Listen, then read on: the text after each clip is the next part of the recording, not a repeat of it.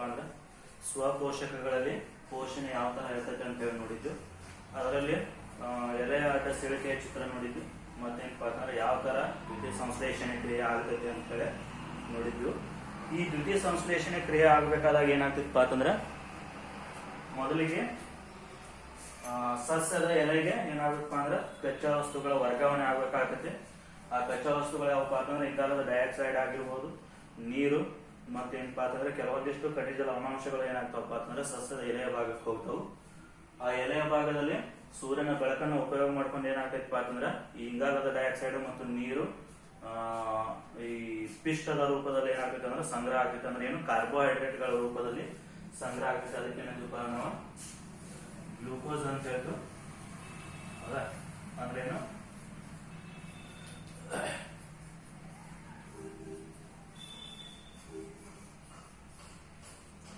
ಇದೇನಾಗ್ತೈತಪ್ಪ ಅಂತಂದ್ರ ದ್ವಿತೀಯ ಸಂಶ್ಲೇಷಣೆ ಕ್ರಿಯೆ ನಡಿಬೇಕಾದಾಗ ಆಗ್ತೈತಿ. ಯಾವ್ದ್ರ ಸಹಾಯದಿಂದ?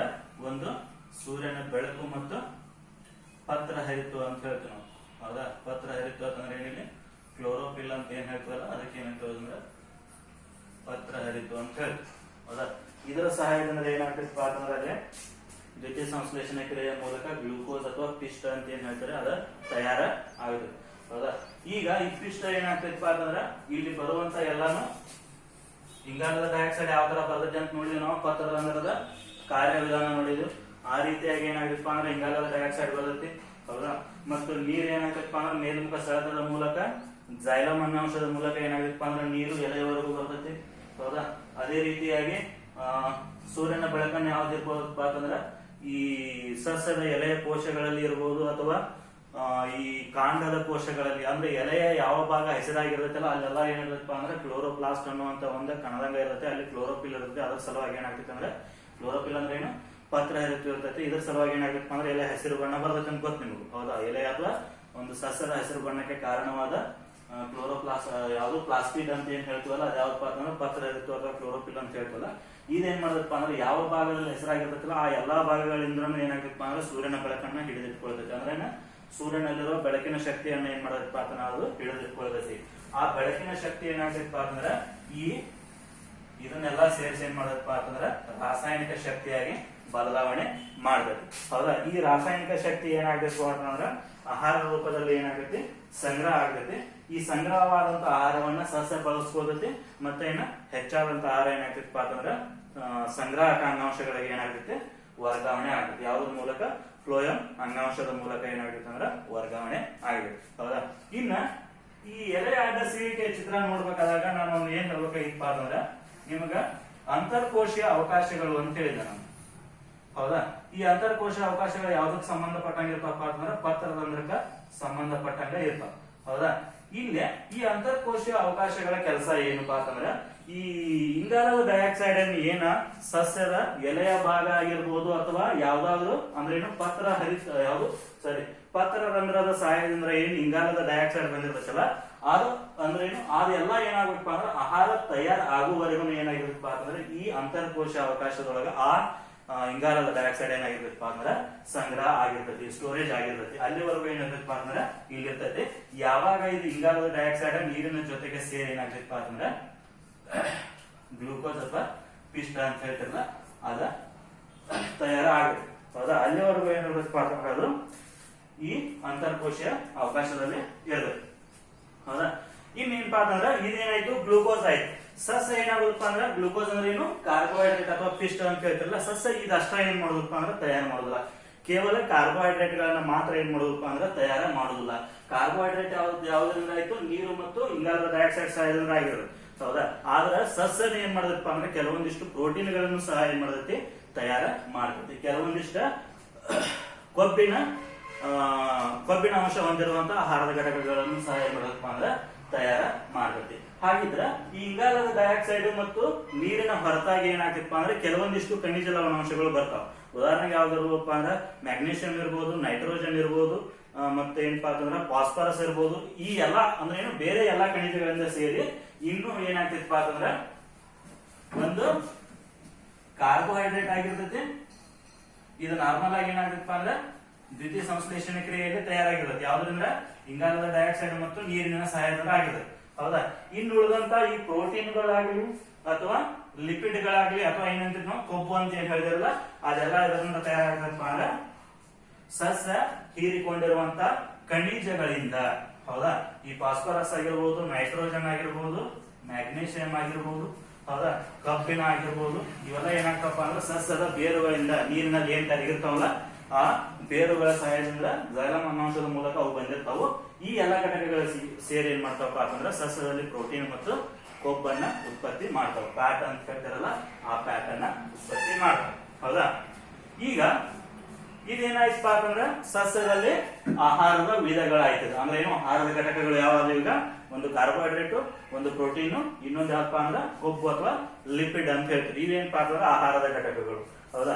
ಈ ಆಹಾರದ ಘಟಕಗಳನ್ನ ನಾವ್ ಏನ್ ಮಾಡ್ತೀವಪ್ಪ ಅಂತಂದ್ರೆ ಸೇವನೆ ಮಾಡ್ತೀವಿ. ಹೌದಾ. ಈ ಆಹಾರದ ಘಟಕಗಳು ಏನಾಗ್ಬೇಕಪ್ಪ ಅಂತಂದ್ರೆ ಸಸ್ಯ ತಯಾರು ಮಾಡಿರ್ತೈತಲ್ಲ ಆ ಆಹಾರ ಘಟಕಗಳನ್ನ ಯಾವುದಾದ್ರೂ ಒಂದು ಜೀವಿ ಪರಪೋಷಕ ಅಂತ ಏನ್ ಹೇಳ್ತಾರಲ್ಲ, ಆ ಪರಪೋಷಕ ಸೇವನೆ ಮಾಡಿದಾಗ ಅದೇನಾಗ್ಬೇಕಪ್ಪ ಅಂದ್ರೆ ಈ ಆಹಾರ ಶಕ್ತಿಯಾಗಿ ಬದಲಾವಣೆ ಆಗ್ಬೇಕು. ಹೌದಾ. ಕೆಲವೊಂದಿಷ್ಟು ಏನ್ ಮಾಡ್ತಾವಪ್ಪ ಅಂದ್ರೆ ಶಕ್ತಿಯನ್ನ ಕೊಟ್ರೆ, ಇನ್ನೊಂದು ಏನಪ್ಪ ಅಂತಂದ್ರೆ ಕೆಲವೊಂದಿಷ್ಟ ರಚನೆಯನ್ನ, ಅಂದ್ರೆ ಏನು ನಮ್ಮ ದೇಹದ ರಚನೆ ಅಥವಾ ಒಂದು ಯಾವುದೋ ಒಂದು ಜೀವಿಯ ರಚನೆಗಾಗಿ ಸಹಾಯ ಮಾಡ್ತಾವು. ಈ ಕಾರ್ಬೋಹೈಡ್ರೇಟ್ ಮತ್ತು ಲಿಪಿಡ್ ಅಥವಾ ಕೊಬ್ಬು ಅಂತ ಏನ್ ಹೇಳ್ತಾರಲ್ಲ, ಇವೆರಡು ಏನ್ ಮಾಡ್ತಾವಪ್ಪ ಅಂತಂದ್ರ ನಮಗ, ಅಥವಾ ಕಾರ್ಬೋಹೈಡ್ರೇಟ್ ಮತ್ತು ಲಿಪಿಡ್ ಇವೆರಡು ಸೇರಿ ಏನ್ ಮಾಡ್ತಾವಪ್ಪ ಅಂತಂದ್ರ ನಮಗ ಬೇಕಾಗಿರುವಂತ ಅಥವಾ ಯಾವುದೇ ಒಂದು ಜೀವಿಗೆ ಬೇಕಾಗಿರುವಂತ ಶಕ್ತಿಯನ್ನ ಕೊಡ್ತಾವು. ಹೌದಾ. ಇನ್ನೊಂದು ಘಟಕ ಯಾವಪ್ಪ ಅಂತಂದ್ರೆ ಏನ್ ಹೇಳಿದ್ವಿ, ಪ್ರೋಟೀನ್ ಅಂತ ಏನ್ ಹೇಳಿದ್ರಲ್ಲ, ಈ ಪ್ರೋಟೀನ್ ಏನ್ ಮಾಡದಪ್ಪ ಅಂತಂದ್ರ ಒಂದು ಜೀವಿಯ ರಚನೆಗಾಗಿ. ಹೌದಾ. ಅದಕ್ಕಾಗಿ ಏನ್ ಹೇಳ್ತಪ್ಪ ಅಂದ್ರೆ ನಾವು ರಚನಾತ್ಮಕ ಘಟಕ ಅಂತ ಹೇಳ್ತೀವಿ ಪ್ರೋಟೀನ್ ಅನ್ನ. ಅಂದ್ರೆ ಏನು, ಈ ಪ್ರೋಟೀನ್ ದಿಂದ ಏನಾಗ್ತಪ್ಪ ಅಂದ್ರೆ ನಮ್ಮ ದೇಹದಲ್ಲಿರುವಂತ ಕೋಶಗಳು ರೆಡಿ ಆಗ್ತಾವು. ಹೌದಾ. ಈ ಕೋಶಗಳಾಗ್ಲಿ ಅಥವಾ ನಮ್ಮ ದೇಹದ ಯಾವುದೇ ಭಾಗ, ಅಂದ್ರೆ ಏನು ಭಾಗ ಅಂತಂದ್ರೆ ಏನು, ಈಗ ನಮ್ದು ಏನಾಗ್ತೇವೆ ನಾವು ಕೋಶವನ್ನ ನಾವು ರಚನಾತ್ಮಕ ಘಟಕ ಅಂತ ಹೇಳ್ತೀವಿ. ಅಂದ್ರೆ ಏನು, ಈ ಕೋಶಗಳು ಎಲ್ಲಾ ಸೇರಿ ಏನ್ ಮಾಡಿದವಪ್ಪ ಅಂತಂದ್ರೆ ಒಂದು ನಿರ್ದಿಷ್ಟವಾದ ರೂಪವನ್ನ ಕೊಟ್ಟ ನಾವು ಭಾಗ, ಅಂದ್ರೆ ಏನು ಒಂದು ದೇಹದ ರಚನೆ ಅಂತ ಹೇಳ್ತೀವಿ. ಅಂದ್ರೆ ಏನು, ಎಲ್ಲಾ ಕೋಶಗಳು ಸೇರಿ ಒಂದು ರಚನೆಯನ್ನು ಉಂಟು ಮಾಡಿದ್ವಿ.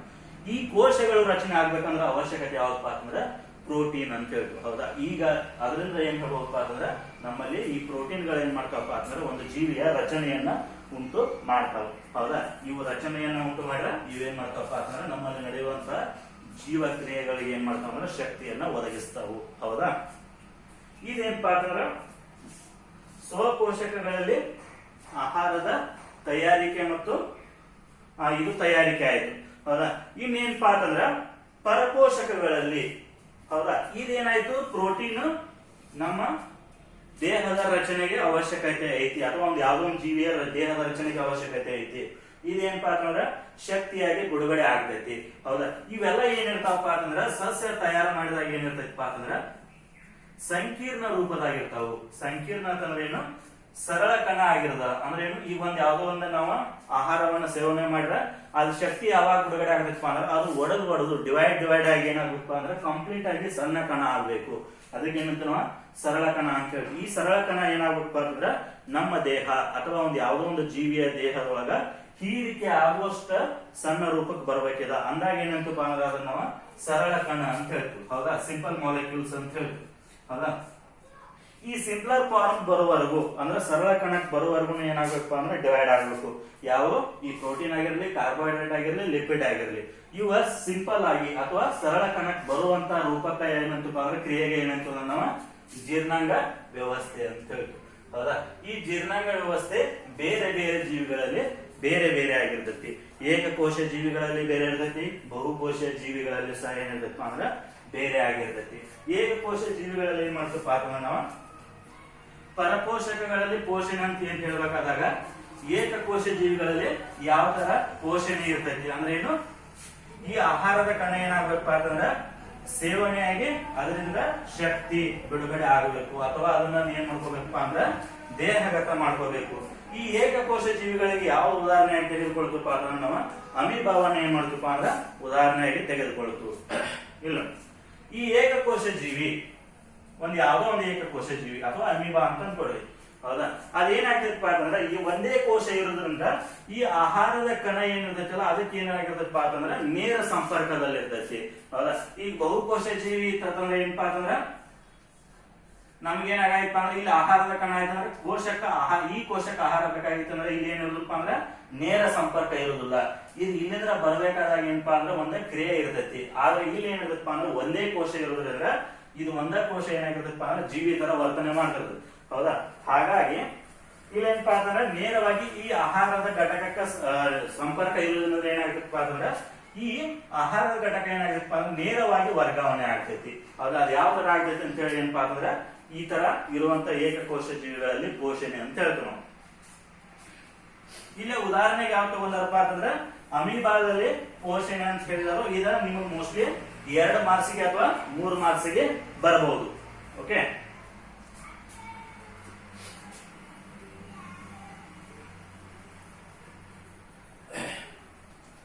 ಇದ ಏನಪ್ಪಾ ಅಂತಂದ್ರೆ ಅಮೀಬಾ ಅಂತ ಹೇಳ್ತೀವಿ ನಾವು. ಅಮೀಬಾಕ ನಿರ್ದಿಷ್ಟವಾದ ಆಕಾರ ಇಲ್ಲ, ಯಾವ ತರ ಬೇಕಾದ್ ನಾವು ಅದನ್ನ ತೆಗಿಬಹುದು.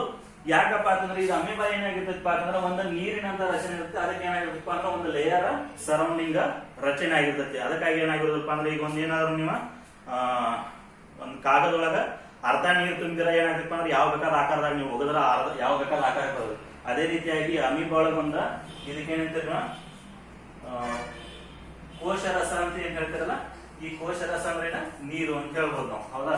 ಈ ರೂಪದಾಗಿರುವಂತಹ ನೀರ್ ಏನಾಗಿರುತ್ತಪ್ಪ ಅಂದ್ರೆ ಯಾವ ಕಡೆ ಬೇಕಾದಾಗಿ ಹರಿದಾಡುವುದರಿಂದ ಏನಾಗುತ್ತಪ್ಪ ಅಂದ್ರೆ ಇದಕ್ಕೆ ನಿರ್ದಿಷ್ಟವಾದ ಆಕಾರ ಇರುವುದಿಲ್ಲ. ಹೌದಾ. ಈಗ ಇಲ್ಲಿ ಏನಾದ್ರು ಒಂದು ಆಹಾರದ ಕಣ ಇಲ್ಲಿ ಬಂದಿತ್ತು ಅಂತ ಅನ್ಕೊಡ್ರಿ.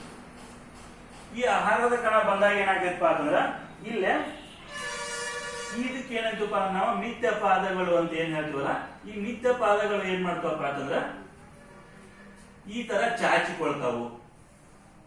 ಹೌದಾ. ಈ ಮಿಥ್ಯ ಪಾದಗಳು ಚಾಚಿಕೊಳ್ಳುವುದಂದ್ರೆ ಯಾವ ಆಕಾರ ಬರುತ್ತಿದೆ ಇವಾಗ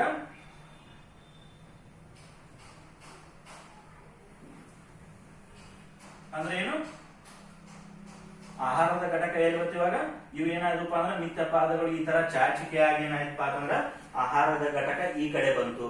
ಈ ಬಂದ್ ಏನಾಗ್ತೈತಪ್ಪ ಅಂತಂದ್ರ ಮುಂದ ಈ ಚಾಚಿಕೆಗಳು ಏನ್ ಮಾಡ್ತಾವಪ್ಪ ಅಂದ್ರೆ ಈ ತರ ಬ್ಲಾಕ್ ಮಾಡ್ತಾವು. ಈ ತರ ಬ್ಲಾಕ್ ಮಾಡಿ ಏನ್ ಮಾಡ್ತಾವಪ್ಪ ಅಂತಂದ್ರ ಇದರಿಂದ ಏನಾಗ್ತೈತಪ್ಪ ಅಂದ್ರೆ ಒಂದ ರಸದಾನಿ ಅಂತ ಹೇಳ್ತೀವಿ ನಾವು. ಹೌದಾ. ಇದನ್ನ ಏನಂತಪ್ಪ ನಾವ ಆಹಾರ ರಸದಾನಿ ಅಂತ ಹೇಳ್ತೀವಿ. ಹೌದಾ. ಇಲ್ಲೇನಾಯ್ತು ಈ ಚಾಚಿಕೆಗಳು ಏನ್ ಮುಂದೆ ಬಂದವಲ್ಲ ಇಲ್ಲಿ ಬಂದ್ ಏನ್ ಮಾಡದಪ್ಪ ಅಂದ್ರೆ ಒಂದು ಬ್ಲಾಕ್ ಮಾಡ್ಕೊಳತೈತಿ. ಅಂದ್ರೆ ಏನ ಕಟ್ ಮಾಡತೈತಿ. ಆ ಕಟ್ ಮಾಡಿ ಏನ್ ಮಾಡದಪ್ಪ ಅಂದ್ರೆ ಇದನ್ನೊಂದ ಸಪರೇಟ್ ಮಾಡಿಬಿಡತೈತಿ. ಆ ಸಪರೇಟ್ ಆದಂತ ಒಂದ ರಚನೆಗೆ ಏನಂತಪ್ಪ ನಾವು ಆಹಾರ ರಸದಾನಿ ಅಂತ ಹೇಳ್ತೀವಿ. ಈ ಆಹಾರ ರಸದಾನಿ ಒಳಗೆ ಏನಾಗ್ತೈತಪ್ಪ ಅಂದ್ರ ಕೆಲವೊಂದಿಷ್ಟು ಕಿಣ್ವಗಳು ಬಿಡುಗಡೆ ಆಗ್ತಾವು. ಹೌದಾ. ಈ ಕಿಣ್ವಗಳು ಅಂತಂದ್ರೆ ಏನಪ್ಪಾ ಅಂತಂದ್ರೆ ಇವು ಸಹ ಏನಪ್ಪಾ ಅಂತಂದ್ರೆ ಒಂದ ರೀತಿಯಾದಂತಹ ರಾಸಾಯನಿಕಗಳು. ಈ ರಾಸಾಯನಿಕಗಳು ಏನ್ ಮಾಡ್ತಾವಪ್ಪ ಅಂದ್ರೆ ಈ ಆಹಾರವನ್ನ ವಿಭಜನೆ ಮಾಡಕ ಸಹಾಯ ಮಾಡ್ತಾವು. ಈ ರಸದಾನಿ ಒಳಗ ಈ ಕಿಣ್ವಗಳು ಬಿಡುಗಡೆ ಆಗುದಂದ್ರೆ ಏನಾಗ್ತೈತಪ್ಪ ಅಂದ್ರೆ ಈ ಆಹಾರ ಒಳಗ ಏನಾಗ್ತೈತಪ್ಪ ಅಂತಂದ್ರ ಸರಳ ರೂಪಕ್ಕೆ ಬರ್ತೈತಿ. ಹೌದಾ. ಅಂದ್ರೆ ಏನು ಆಹಾರ ರಸದಾನಿಯಲ್ಲಿ ಕೆಲವೊಂದಿಷ್ಟು ಕಿಣ್ವಗಳು ಬಿಡುಗಡೆ ಆಗಿ ಏನಾಗ್ತೈತಪ್ಪ ಅಂದ್ರೆ ಈ ಆಹಾರದ ಘಟಕ ಏನಾಗ್ತೈತಿ ಸರಳ ರೂಪಕ್ಕೆ ಬರ್ತೈತಿ. ಆ ಸರಳ ರೂಪಕ್ಕೆ ಬಂದಂತ ಆಹಾರ ಏನಾಗ್ತೈತಪ್ಪ ಅಂದ್ರೆ ಕೋಶರಸದಲ್ಲಿ ವಿಸರಣೆಯ ಕ್ರಿಯೆಯ ಮೂಲಕ ಹೌದಾ ಸರಳ ರೂಪಕ್ಕೆ ಬಂದು ಈ ಆಹಾರ ರಸದಾನಿಯಲ್ಲಿರುವಂತಹ ಸರಳ ರೂಪದ ಆಹಾರದ ಕಣಗಳು ಏನಾಗ್ತಾವಪ್ಪ ಅಂದ್ರೆ ಕೋಶರಸಕ್ಕ ವರ್ಗಾವಣೆ ಆಗ್ತಾವು. ಯಾವ ಕ್ರಿಯೆಯ ಮೂಲಕ? ವಿಸರಣೆ ಕ್ರಿಯೆಯ ಮೂಲಕ. ಅಂದ್ರೆ ಏನು ಅಧಿಕ ಸಾಂದ್ರತೆಯಿಂದ ಕಡಿಮೆ ಸಾಂದ್ರತೆಯಡೆಗೆ ಈ ಆಹಾರ ರಸದಾನಿಯಲ್ಲಿರುವಂತಹ ಆಹಾರದ ಕಣಗಳು ವರ್ಗಾವಣೆ ಆಗ್ತಾವ. ಹೌದಾ. ಇನ್ನ ಕೆಲವೊಂದಿಷ್ಟು ಏನಾಯ್ತು ಈಗ ವಿಸರಣೆಯ ಮೂಲಕ ಏನಾಯ್ತು ಅಗತ್ಯ ವಸ್ತುಗಳು ಅಂದ್ರೆ ಏನು ಸರಳ ಕಣದಲ್ಲಿರುವಂತಹ ಸರಳ ರೂಪದಲ್ಲಿರುವಂತಹ ಆಹಾರದ ಕಣಗಳು ವರ್ಗಾವಣೆ ಆದ ನಂತರ ಈ ಉಳಿದಂತ ಏನ ಅನುಪಯುಕ್ತ ವಸ್ತುಗಳು ಅಂತ ಏನ್ ಹೇಳ್ತೀವಲ್ಲ ನಾವು ಹೌದಾ ಅಥವಾ ತಾಜ್ಯಗಳು ಅಂತ ಏನ್ ಹೇಳ್ತೀವಲ್ಲ ಈ ತಾಜ್ಯಗಳು ಏನಾಗ್ತಾವಪ್ಪ ಅಂದ್ರೆ ಪುನಃ ಮತ್ತೇನಾಗ್ತಾವಪ್ಪ ಅಂತಂದ್ರ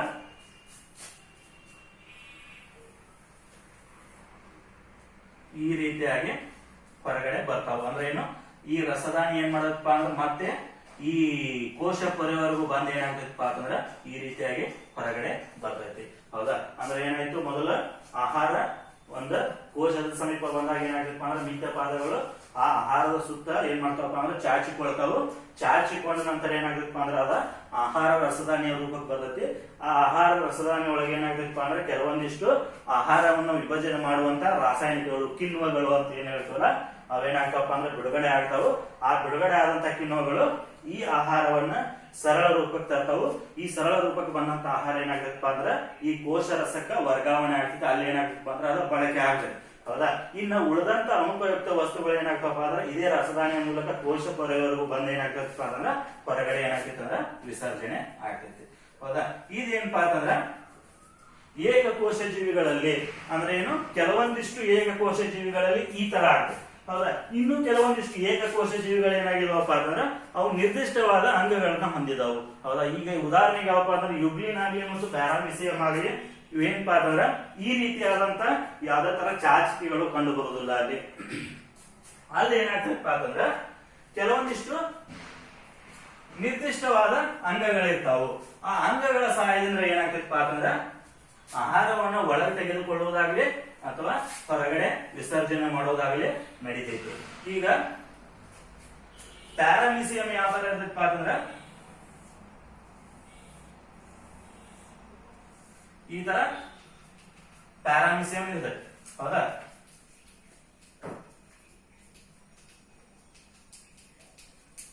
ಇಲ್ಲ, ಇವಕ್ಕೆ ಏನಂತಪ್ಪ ನಾವು ಸಿಲಿಯಾ ಅಥವಾ ಕಷಾಂಗಗಳು ಅಂತ ಹೇಳ್ತೀವಿ. ಈ ಕಷಾಂಗಗಳು ಏನಪ್ಪಾ ಅಂದ್ರೆ ಇಲ್ಲಿ ಏನಿರ್ತಪ್ಪ ಅಂದ್ರೆ ಬಾಯಿ ಆಕಾರದ ರಚನೆ, ಬಾಯಿ ಅಲ್ಲ ಬಾಯಿ ಆಕಾರದ ರಚನೆ ಇರ್ತೈತಿ. ಹೌದಾ? ಈ ಕಷಾಂಗಗಳು ಈ ಎಲೆ ಆಹಾರ ಇರಲಿ, ಇದು ಅಕಸ್ಮಾತ್ ಇಲ್ಲಿವರೆಗೂ ಬಂತಂದ್ರೆ ಏನ್ ಮಾಡದಪ್ಪ ಅಂದ್ರೆ ಈ ಕಷಾಂಗಗಳು ಏನ್ ಮಾಡ್ತಾವಪ್ಪ ಅಂದ್ರೆ ಆಹಾರವನ್ನ ಒಂದು ಏನ್ ಮಾಡ್ತಾವಪ್ಪ ಅಂದ್ರೆ ಚಲನೆಯ ಮೂಲಕ ಎಳೆದುಕೊಳ್ತಾವು. ಎಳೆದುಕೊಂಡು ಎಲ್ಲಿವರೆಗೂ ತರ್ತಾವಪ್ಪ ಅಂದ್ರೆ ಈ ಬಾಯಿ ಅಂತ ರಚನೆ ಮೂಲಕ ತರ್ತಾವು. ಇಲ್ಲಿ ಏನಾಗ್ತಪ್ಪ ಅಂದ್ರೆ ಇದು ರಸದಾನಿಯಾಗಿ ಮತ್ತೆ ಏನಾಗ್ತಪ್ಪ ಅಂತಂದ್ರ ರಚನೆ ಆಗ್ತೈತೆ. ಅಲ್ಲಿ ಅದೇನಾಗ್ತೈತೆ ಅಂದ್ರೆ ಕಿಣ್ವಗಳು ಬಿಡುಗಡೆ ಆಗಿ ಮತ್ತೆ ಏನಾಗ್ತೈತೆ ಅಂದ್ರೆ ವಿಭಜನೆ ಆಗ್ತೈತಿ. ಅಲ್ಲಿಂದ ಏನಾಗ್ತೈತಪ್ಪ ಅಂತಂದ್ರ ಮತ್ತೆ ಒಂದ ನಿರ್ದಿಷ್ಟವಾದ ಅಂಗ ಇರ್ತೈತಿ. ಬಾಯಿ ಅಂತ ರಚನೆ ಏನಿರ್ತೈತಲ್ಲ ಅದೇ ರೀತಿಯಾಗಿ ಅದನ್ನ ಅನುಪಯುಕ್ತ ವಸ್ತುಗಳನ್ನ ಹೊರಗೆ ಹಾಕುವ ಸಲುವಾಗಿ ಏನಿರುತ್ತಪ್ಪ ಅಂದ್ರೆ ಒಂದು ನಿರ್ದಿಷ್ಟವಾದ ಅಂಗ ಇರ್ತೈತಿ. ಹೌದಾ? ಅಲ್ಲಿ ಏಕಕೋಶ ಜೀವಿಗಳಲ್ಲಿ ಅಮೀಬಾದಲ್ಲಿ ಏನೈತಿ ಯಾವುದೇ ತರ ನಿರ್ದಿಷ್ಟವಾದ ಅಂಗಗಳು ಇರುವುದಿಲ್ಲ. ಯಾವ ತರ ಏಕಕೋಶ ಜೀವಿಗಳಲ್ಲೇ ಕೆಲವೊಂದಿಷ್ಟು ಅಭಿವೃದ್ಧಿಯನ್ನ ಹೊಂದುತ್ತಾವು. ಹೌದಾ? ಅಂತ ಏನಾಗಿತ್ತಪ್ಪ ಅಂದ್ರೆ ಕೆಲವೊಂದಿಷ್ಟು ರಚನೆಗಳು ಬರ್ತಾವು. ಬಾಯಿ ಅಂತ ರಚನೆ ಇರಬಹುದು. ಹೌದಾ? ಅದೇ ತರ ಹೊರಗೆ ಹಾಕುವಂತ ಒಂದು ರಚನೆ ಇರಬಹುದು. ಈ ರೀತಿಯಾಗಿ ಏನಾಗ್ತಪ್ಪ ಅಂದ್ರೆ ಕೆಲವೊಂದಿಷ್ಟು ರಚನೆಗಳು ಅಭಿವೃದ್ಧಿಯಾಗಿ ಏನಾಗ್ತೈತೆ ಅಂದ್ರೆ ಈ ರೀತಿ ಆಹಾರದ ವಿಂಗಡಣೆ ಅಥವಾ ವಿಭಜನೆ ಆಗ್ತೈತೆ. ಹೌದಾ? ಅದೇ ರೀತಿಯಾಗಿ ಯುಗ್ಲಿನ್ ಒಳಗೂ ಏನಿರತ್ತಪ್ಪ ಅಂತಂದ್ರೆ ಇಲ್ಲಿ ಏನಿರ್ತೈತೆ ಅಂದ್ರೆ ಸೂರ್ಯನ ಬೆಳಕನ್ನು ಹೀರಿಕೊಳ್ಳುವಾಗ ಯುಗ್ಲಿನ ಏನಪ್ಪಾ ಅಂತಂದ್ರೆ ಇದು ಒಂದು ಸ್ವಪೋಷಕ ಅಂತ ಹೇಳ್ತೀವಿ. ಅಂದ್ರೆ ಏನೋ ತನ್ನ ಆಹಾರವನ್ನ ತಾನೇ ತಯಾರು ಮಾಡ್ಕೊಳ್ತೈತಿ. ಹೌದಾ? ಇಲ್ಲಿ ಏನಿರತ್ತಪ್ಪ ಅಂತಂದ್ರ ಸೂರ್ಯನ ಬೆಳಕನ್ನ ಹೀರಿಕೊಳ್ಳುವಂಗ ಏನಿರತ್ತಪ್ಪ ಅಂತಂದ್ರೆ ಇದು ಒಂದು ಏಕಕೋಶ ಜೀವಿ ಐತಿ, ಅದೇ ತರ ಸ್ವಪೋಷಕನೂ ಐತದೆ. ಹೌದಾ? ಇದೇನಪ್ಪ ಅಂದ್ರೆ ಪರಪೋಷಕ ಅಂತ ಹೇಳ್ತೀವಿ. ಆಹಾರದ ಮೇಲೆ ಬೇರೆ ಆಹಾರದ ಮೇಲೆ ಏನಾಗಿತ್ತಪ್ಪ ಅಂದ್ರೆ ಅವಲಂಬನೆ ಆಗೈತಿ. ಇಲ್ಲಿ ಏನ್ ಮಾಡದಪ್ಪ ಅಂದ್ರೆ ಇಲ್ಲಿ ಏನಿರತ್ತಪ್ಪ ಅಂತಂದ್ರೆ ನಾವೇನ್ ಹೇಳಿದ್ವಲ್ಲ ಏನು ಪತ್ರ ಹರಿತು ಅಂತ ಏನ್ ಹೇಳ್ತೀವಲ್ಲ ಆ ಪತ್ರ ಹರಿತು ಯಾವ್ದಪ್ಪ ಅಂತಂದ್ರೆ ಈ ಏಕಕೋಶ ಜೀವಿ ಯಾವುದು ಯುಗ್ಲಿನದಲ್ಲಿ ಏನಿರತ್ತಪ್ಪ ಅಂದ್ರೆ ಪತ್ರ ಹರಿತು ಇರ್ತೈತಿ. ಈ ಯುಗ್ಲಿನದೊಳಗ ಈ ಸೂರ್ಯನ ಬೆಳಕನ್ನ ಹೀರಿಕೊಳ್ಳುವಂತ ಒಂದು ಅಂಗ ಇರ್ತೈತಿ. ಹೌದಾ? ಒಂದು ರಚನೆ ಇರ್ತೈತಿ. ಅದೇ ರೀತಿಯಾಗಿ ಇಂಗಾಲದ ಡೈಆಕ್ಸೈಡ್ ಹೀರಿಕೊಳ್ಳುವಂತ ರಚನೆನೂ ಇರ್ತೈತಿ. ನೀರನ್ನು ಹೀರಿಕೊಳ್ಳುವಂತ ರಚನೆ ಇರ್ತೈತಿ. ಆ ಎಲ್ಲಾ ರಚನೆಗಳು ಸೇರಿ ಮಾಡಬೇಕಪ್ಪ ಅಂದ್ರೆ ದ್ವಿತೀಯ ಸಂಶ್ಲೇಷಣೆ ಕ್ರಿಯೆಯ ಮೂಲಕ ಆಹಾರವನ್ನು ತಯಾರು ಮಾಡ್ಕೊಂಡು ಉಪಯೋಗ ಮಾಡ್ಕೋತಾವ. ಇವೆಲ್ಲ ಏನಪ್ಪಾ ಅಂದ್ರೆ ಏಕಕೋಶ ಜೀವಿಗಳಲ್ಲಿ ಹೇಳಿದ್ರು ಪೋಷಣೆ ಅಂತ ಹೇಳ್ತೀವಿ. ಇನ್ನ ಬಹುಕೋಶ ಜೀವಿಗಳಲ್ಲಿ ನಾವೇನ್ ಮಾಡ್ತಪ್ಪ ಅಂದ್ರ ಮಾನವನ ಉದಾಹರಣೆಯಾಗಿ ತೆಗೆದುಕೊಂಡು ಏನ್ ಮಾಡ್ತಪ್ಪ ಅಂದ್ರ ಬಹುಕೋಶೀಯ ಪರಪೋಷಕಗಳಲ್ಲಿ ಯಾವ ತರ ಆಹಾರದ ಏನಾಗ್ತೈತಿ ದೇಹಗತ ಆಗ್ತೈತಿ ಅಂದ್ರೆ ಏನು ಪೋಷಣೆ ಯಾವ ತರ ಇರ್ತೈತಿ ಅನ್ನೋದು ಏನ್ ಮಾಡ್ತಪ್ಪ ಅಂದ್ರೆ ಮಾನವನನ್ನ ಉದಾಹರಣೆಯಾಗಿ ತೆಗೆದುಕೊಂಡ್ರೆ ನಾವ ನೋಡ್ತೀವಿ.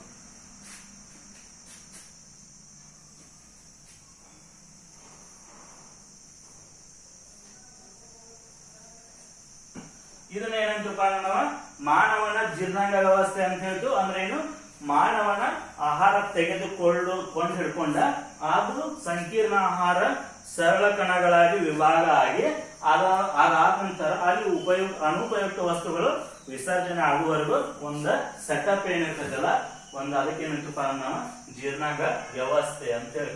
ಹೌದಾ? ಯಾರಿಗೆ ಸಂಬಂಧಪಟ್ಟಂಗಿದ ಮಾನವನಿಗೆ ಸಂಬಂಧಪಟ್ಟಂಗ. ಹೌದಾ? ಇಲ್ಲಿ ನೋಡಿ, ಬೇರೆ ಬೇರೆ ಜೀವಿಗಳಲ್ಲಿ ಇದು ಬೇರೆ ಬೇರೆ ರೀತಿಯಾಗಿರ್ತೈತಿ. ಹೌದಾ? ನಾವು ತಿನ್ನುವಂತ ಆಹಾರದ ವಿಧಾನದ ಮೇಲೆ ಏನಾಗಿರ್ತೈತಿ, ಡಿಪೆಂಡ್ ಆಗಿರ್ತೈತಿ. ಕೆಲವೊಂದಿಷ್ಟು ಏನ್ ಮಾಡ್ತಾವಪ್ಪ ಅಂತಂದ್ರ ಹುಲ್ಲನ್ನ ತಿಂತಾವ. ಅಂದ್ರೆ ಏನು, ಈ ಸಸ್ಯಾಹಾರಿಗಳು ಅಂತ ಹೇಳ್ತೀವಲ್ಲ, ಯಾವ ಈ ಹಸುಗಳಾಗಿರ್ಲಿ ಅಥವಾ ಬೇರೆ ಯಾವುದೇ ಜಿಂಕೆ ಆಗಿರ್ಲಿ ಏನಪ್ಪಾ ಅಂದ್ರೆ ಹುಲ್ಲನ್ನ ತಿಂತಾವ. ಈ ಹುಲ್ಲನ್ನ ತಿನ್ನುವಂತ ಪ್ರಾಣಿಗಳಲ್ಲಿ ಏನಾಗಿರ್ತೈತಪ್ಪ ಅಂದ್ರೆ ಇದರ ರಚನೆ ಬೇರೆ ಇರ್ತೈತಿ. ಅದೇ ರೀತಿಯಾಗಿ ಮಾಂಸಾಹಾರಿಗಳಲ್ಲಿ ಇದರ ರಚನೆ ಬೇರೆ ಆಗಿರ್ತೈತಿ. ಅಂದ್ರೆ ನಾವು ತಿನ್ನುವಂತ ಆಹಾರದ ಮೇಲೆ ಏನಾಗಿರ್ತೈತಪ್ಪ ಅಂದ್ರೆ ಇದರ ರಚನೆ ಆಗಿರ್ತೈತಿ. ಈಗ ಹುಲ್ಲನ್ನ ತಿನ್ನತಾವು ಅಂತಂದ್ರೆ ಏನಾಗಿರ್ತೈತಪ್ಪ ಅಂದ್ರೆ ಈ ಅನ್ನನಾಳ ಅಂತ ಏನ್ ಹೇಳ್ತೀವಲ್ಲ, ಈ ಅನ್ನನಾಳ ಏನಾಗಿರ್ತೈತಪ್ಪ ಅಂದ್ರೆ ಜಾಸ್ತಿ ಉದ್ದ ಇರ್ತೈತಿ. ಹೌದಾ? ನೀವು ಪ್ರಾಣಿಗಳನ್ನ ನೋಡಿರ್ಬೋದು. ಯಾವಪ್ಪ ಅಂತಂದ್ರೆ ಈ ಎಮ್ಮೆ ಆಕಳೆಲ್ಲ ಏನಾಗ್ತಪ್ಪ ಅಂದ್ರೆ ಈ ಡೈರೆಕ್ಟ್ ಆಗಿ ಏನ್ ಮಾಡ್ತಾವ, ಈಗ ಉದ್ದದ ಕಬ್ಬಾಣ ಏನ್ ಮಾಡ್ತಪ್ಪ ಅಂದ್ರೆ ಡೈರೆಕ್ಟ್ ಆಗಿ ತಿಂತಾವ. ಹೌದಾ? ಈಗ ಇಷ್ಟು ಉದ್ದದ ಕಬ್ಬ ಆಯ್ತಂದ್ರೆ ಏನಾಗಿರುತ್ತೆ. ಹೌದಾ? ಅನ್ನನಾಳ ಏನಾಗಿರ್ತಪ್ಪ ಅಂದ್ರೆ ಈಗ ಜಾಸ್ತಿ ಉದ್ದ ಇರ್ತೈತಿ. ಅದೇ ರೀತಿಯಾಗಿ ಮಾಂಸಾಹಾರವನ್ನ ತಿನ್ನುವಂತ ಪ್ರಾಣಿಗಳಲ್ಲಿ ಏನಿರ್ತೈತಪ್ಪ ಅಂತಂದ್ರೆ ಈ ಅನ್ನನಾಳ ಅಥವಾ ಕರುಳು ಅಂತ ಏನ್ ಹೇಳ್ತೀವಲ್ಲ, ಟೋಟಲ್ ಆಗಿದ ಒಂದ ಗಿಡ್ಡ ರಚನೆ ಇರ್ತೈತಿ. ಅಂದ್ರೆ ಸಣ್ಣದಾಗಿರ್ತೈತಿ. ಹೌದಾ? ಇಲ್ಲಿ ನೋಡಿ, ಈ ರೀತಿಯಾಗಿ ಹುಲ್ಲನ್ನು ತಿನ್ನುವಂತ ಪ್ರಾಣಿಗಳು ಏನ್ ಮಾಡ್ತಾವಪ್ಪ ಅಂತಂದ್ರ ಇಲ್ಲೇ ಇನ್ನೊಂದು ನಿರ್ದಿಷ್ಟವಾದ ಅಂಗವನ್ನ ಹೊಂದಿರ್ತಾವು. ಹೌದಾ? ಅದಕ್ಕೆ ಏನಂತಪ್ಪ ಅಂದ್ರೆ ನಾವು ಏನು ಅಂತ ಹೇಳ್ತೀನಿ, ನಾಳೆ ಹೇಳ್ತೇನೆ. ಅಂದ್ರೆ ಅದನ್ನ ರುಮೇನ್ ಅಂತ ಹೇಳ್ತೀವಿ ಅದನ್ನ. ಹೌದಾ? ಈ ರುಮೇನ್ ಅಂದ್ರೆ ಏನಪ್ಪಾ ಅಂತಂದ್ರ ಇಲ್ಲಿ ಅನ್ನನಾಳಕ್ಕೆ ಹೊಂದಿಕೊಂಡಂಗ ಏನಿರತ್ತಪ್ಪ ಅಂದ್ರೆ ಒಂದ ಆಹಾರವನ್ನ ಸಂಗ್ರಹ ಮಾಡಕ ಮೊದಲು ಏನಿರತ್ತಪ್ಪ ಅಂದ್ರೆ ಒಂದ ರಚನೆ ಇರ್ತೈತಿ. ಇದೇನ್ ಮಾಡತ್ತಪ್ಪ ಅಂದ್ರೆ ಈ ಪ್ರಾಣಿಗಳು ತಿನ್ನ ನಂತರ ಏನ್ ಮಾಡತ್ತಪ್ಪ ಅಂದ್ರೆ ಡೈರೆಕ್ಟ್ ಆಗಿ ಸಂಗ್ರಹ ಆಗ್ತೈತಿ. ಏನಪ್ಪಾ ಅಂದ್ರೆ ಈ ರುಮೇನ್ ಅಂತ ಅನ್ನುವಂತ ಒಂದ ಚೀಲದೊಳಗ. ಹೌದಾ? ಈ ಚೀಲದೊಳಗ ಸಂಗ್ರಹ ಆಗ್ತೈತಿ. ಆ ನಂತರ ಏನ್ ಮಾಡತ್ತಪ್ಪ ಅಂದ್ರೆ ಮತ್ತೆ ರಿಟರ್ನ್ ತಗೊಂಡ್ ಏನ್ ಮಾಡ್ತಪ್ಪ ಅಂದ್ರೆ ಇವ ಅಗಿತಾವ. ಹೌದಾ? ನೀವು ನೋಡಿರ್ಬೋದು, ಮೆಲುಕು ಹಾಕುವಿಕೆ ಅಂತ ಹೇಳ್ತೀವಿ ನಾವು. ಹೌದಾ? ಈ ಮೆಲುಕು ಹಾಕುವ ಪ್ರಾಣಿಗಳಲ್ಲಿ ಏನಿರ್ತೈತಿ ಅಂದ್ರೆ ರುಮೆನ್ ಅನ್ನುವಂಥದ್ದು ಈ ಅನ್ನನಾಳಕ್ಕೆ ಹೊಂದಿಕೊಂಡಂತ ಒಂದು ಚೀಲ ಇರುತ್ತೆ. ಆ ಚೀಲದೊಳಗೆ ಏನಾಗುತ್ತೆ ಅಂದ್ರೆ ಮೊದಲ ಬಂದ ಆಹಾರ ಸಂಗ್ರಹ ಆಗುತ್ತೆ ಅಂತ.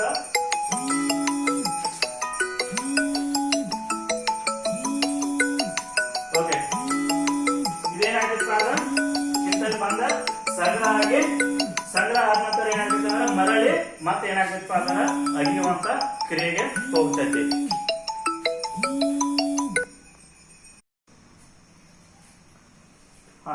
ಈ ಹುಲ್ಲು ತಿನ್ನುವಂತ ಪ್ರಾಣಿಗಳಲ್ಲಿ ಏನಿರುತ್ತಪ್ಪ ಅಂತಂದ್ರೆ ರುಮೇನ್ ಅನ್ನುವಂತ ಚೀಲದೊಳಗೆ ಏನಾಗುತ್ತೆ, ಮೊದಲು ಬಂದ ಆಹಾರ ಸಂಗ್ರಹ ಆಗುತ್ತೆ. ಆ ನಂತರ ಏನಾಗುತ್ತೆ ಅಂದ್ರೆ ಮತ್ತೆ ಬಾಯಿವರೆಗೂ ರಿಟರ್ನ್ ಆಗಿ ಏನಾಗುತ್ತೆ ಅಂದ್ರೆ ಅಲ್ಲೇ ಅಗೆಯಲ್ಪಡ್ತೈತಿ.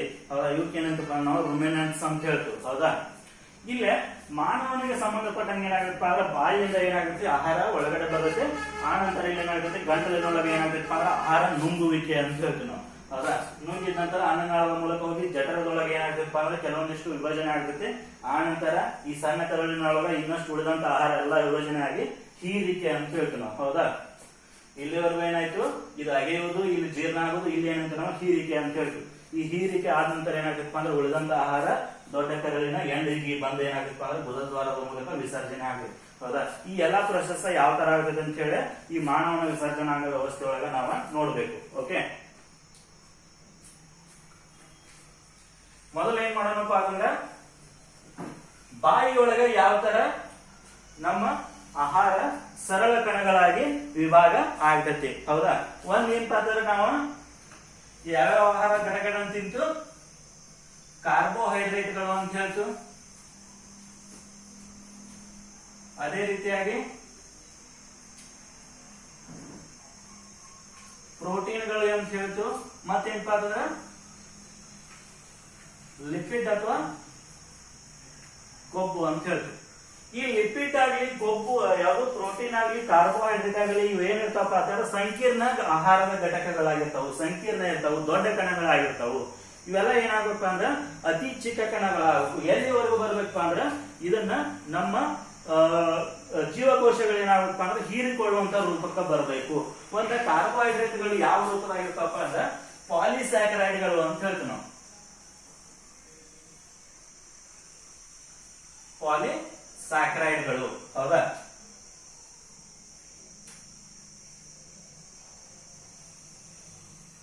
ಈ ಪಾಲಿಸ್ಯಾಕರೈಡ್ ಅಂದ್ರೆ ಎಲ್ಲಿ ಬರಬೇಕಪ್ಪ ಅಂತಂದ್ರೆ ಇದ ಮೋನೋಸ್ಯಾಕರೈಡ್ ಬರಬೇಕು. ಪಾಲಿ ಅಂದ್ರೆ ಏನು, ಬಹಳ ತನ್ನಂಗ, ಮೋನೋ ಅಂತಂದ್ರೆ ಏನು ಒಂದು ಅಂತ ಅಂದ್ರೆ ಏನು ಇದ ಬಹಳ ದೊಡ್ಡ ಕಣಗಳು ಒಂದೊಂದು ಕಣಗಳು ಸೇರಿ ಏನಾಗಿರ್ತಪ್ಪ ಅಂದ್ರೆ ದೊಡ್ಡ ಕಣಗಳಾಗಿರ್ತೈತಿ ಅದೇನಿಗೆ ಬರಬೇಕಪ್ಪ ಅಂದ್ರೆ ಒಂದೇ ಒಂದು ಘಟಕಕ್ಕೆ ಬರಬೇಕು ಹೌದಾ ಪಾಲಿಸ್ಯಾಕರೈಡ್ ಇದ್ದದ್ದು ಏನಾಗಬೇಕಪ್ಪ ಅಂದ್ರೆ ಮೊನೋಸ್ಯಾಕರೈಡ್ ಬರಬೇಕು ಅದೇ ರೀತಿಯಾಗಿ ಪ್ರೋಟೀನ್ಗಳು ಏನಾಗಬೇಕಪ್ಪ ಅಂತಂದ್ರ ಅಮೈನೋ ಆಮ್ಲಗಳು ಅಂತ ಹೇಳ್ತೀವಿ ಹೌದಾ ಅಮೈನೋ ಆಸಿಡ್ ಅಂತಂದ್ರೆ ಏನು ಅಮೈನೋ ಆಮ್ಲಗಳು ಈ ರೂಪಕ್ಕೆ ಏನಾಗಬೇಕಪ್ಪ ಅಂತಂದ್ರೆ ಈ ಪ್ರೋಟೀನ್ಗಳು ಬರಬೇಕು ಅದೇ ರೀತಿಯಾಗಿ ಈ ಕೊಬ್ಬು ಅಥವಾ ಲಿಪಿಡ್ ಅಂತ ಏನ್ ಹೇಳ್ತೀವಲ್ಲ ಇದು ಯಾವ ರೂಪಕ್ಕೆ ಬರ್ಬೇಕಪ್ಪ ಅಂತಂದ್ರೆ ಕೊಬ್ಬಿನ ಆಮ್ಲ ಅಥವಾ ಗ್ಲಿಸರಾಲ್ಗಳ ರೂಪಕ್ಕೆ ಬರಬೇಕು ಹೌದಾ ಈ ರೂಪಕ್ಕೆ ಬಂದ್ರೆ ಏನಪ್ಪಾ ಅಂದ್ರೆ ಇವು ಸರಳ ಕಣಗಳು ಅಂತ ಹೇಳ್ತೀವಿ ಅಂದ್ರೆ ಏನು ಕೇವಲ ಮೊನೋಸ್ಯಾಕರೈಡ್ಗಳನ್ನ ಅಮೈನೋ ಆಮ್ಲಗಳನ್ನ ಮತ್ತು ಕೊಬ್ಬಿನ ಆಮ್ಲ ಅಥವಾ ಗ್ಲಿಸರಾಲ್ಗಳ ರೂಪದಾಗಿರುವಂತಹ ಆಹಾರವನ್ನ ಮಾತ್ರ ಏನ್ ಮಾಡಬೇಕಪ್ಪ ಅಂದ್ರೆ ನಮ್ಮ ದೇಹದ ಭಾಗಗಳು ಹೀರಿಕೊಳ್ಳಕ ಸಾಧ್ಯ ಆಗ್ತೈತಿ ಹೌದಾ ಈ ಸಂಕೀರ್ಣ ಕಣಗಳೇನಾಗಬೇಕಪ್ಪ ಅಂದ್ರೆ ಈ ಸರಳ ಕಣಗಳ ರೂಪಕ್ಕೆ ಬರೋದೇನಪ್ಪ ಅಂದ್ರೆ ಈ ಟೋಟಲ್ ಆಗಿರುವಂತಹ ಜೀರ್ಣಕ್ರಿಯೆ ಒಳಗ ಬರುವಂತ ವಿಧಾನ ಇಲ್ಲಿ ಯಾವ್ಯಾವ ತರ ಆಗ್ತೈತೆ ಅಂತ ಹೇಳಿ ನಾವ್ ಏನ್ ಮಾಡ್ಬೇಕಪ್ಪ ಅಂತಂದ್ರೆ ನೋಡ್ಬೇಕೀಗ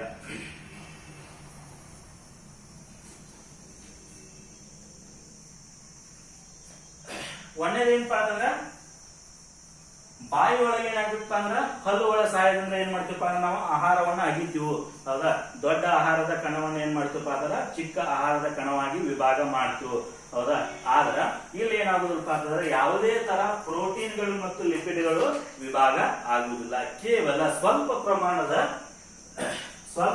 ಏನಾಗ್ತಿಪ್ಪ ಅಂತಂದ್ರ ಕಾರ್ಬೋಹೈಡ್ರೇಟ್ಗಳು ಏನಾಗ್ತಿಪ್ಪ ಅಂತಂದ್ರ ವಿಭಾಗ ಆಗ್ತಾವ ಯಾವ ರೂಪಕ್ಕೆ ಬರ್ತಾವಪ್ಪ ಅಂದ್ರೆ ಇವು ಡೈಸ್ಯಾಕರೈಡ್ಗಳು ಅಂತ ಹೇಳ್ತೀವಿ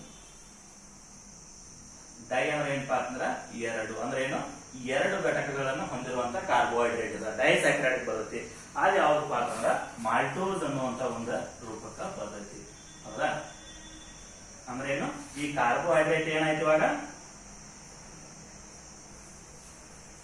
ಕಾರ್ಬೋಹೈಡ್ರೇಟ್ ಮಾಲ್ಟೋಸ್ ರೂಪಕ್ಕ ಬರ್ತೈತಿ ಹೌದಾ ಅಂದ್ರೆ ಏನು ಇದು ಯಾವ್ದ್ರ ಸಹಾಯದಿಂದ ಬರ್ತೈತಪ್ಪ ಅಂತಂದ್ರ ಲಾಲಾರಸ ಅಂತ ಏನ್ ಹೇಳ್ತೀವಲ್ಲ ಈ ಲಾಲಾರಸದೊಳಗೆ ಏನಿರ್ತಪ್ಪ ಅಂದ್ರ ಲಾಲಾರಸದ ಅಮೈಲೇಸ್ ಅನ್ನುವಂತ ಒಂದು ಕಿಣ್ವ ಇರ್ತೈತಿ ಹೌದಾ ಈ ಲಾಲಾರಸದ ಅಮೈಲೇಸ್ ಅನ್ನುವಂತ ಕಿಣ್ವದ ಸಹಾಯದಿಂದ ಏನಾಗ್ತೈತಪ್ಪ ಅಂತಂದ್ರ ಈ ಕಾರ್ಬೋಹೈಡ್ರೇಟ್ ಇದ್ದದ್ದು ಮಾಲ್ಟೋಸ್ ರೂಪಕ್ಕ ಬರ್ತೈತಿ ಅಂದ್ರೆ ಡೈಸ್ಯಾಕರೈಡ್ ಅನ್ನುವಂತ ಒಂದು ರೂಪಕ್ಕ ಬರ್ತೈತಿ ಹೌದಾ ಏನಾಗ್ತೈತಿ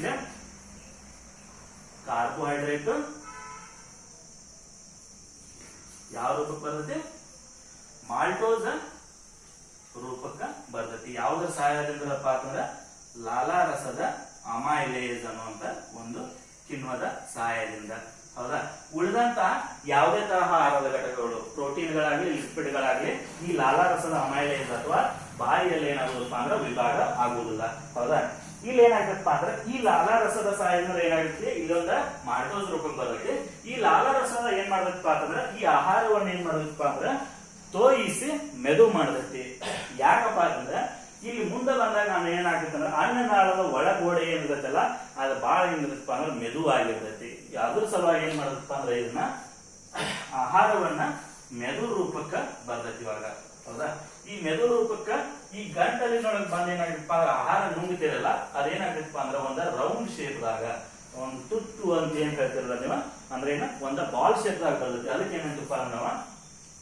ಬೋಲಸ್ ಅಂತ ಹೇಳ್ತೀವಿ ಹೌದಾ ಈಗ ಏನಾಯ್ತು ಆಹಾರ ಎದ್ರೊಳಗೆ ಮಿಕ್ಸ್ ಆಗೈತಿ ಲಾಲಾರಸದೊಳಗೆ ಮಿಕ್ಸ್ ಆಗಿ ಚೆಂಡಿನ ಆಕಾರದಕ್ಕೆ ಬಂದೈತಿ ಇದಕ್ಕೆ ಏನಂತಪ್ಪ ಅಂದ್ರೆ ನಾವ ಬೋಲಸ್ ಅಂತ ಹೇಳ್ತೀವಿ ಈ ಬೋಲಸ್ ಏನಾಗ್ತೈತಪ್ಪ ಅಂತಂದ್ರ ಯಾವಾಗ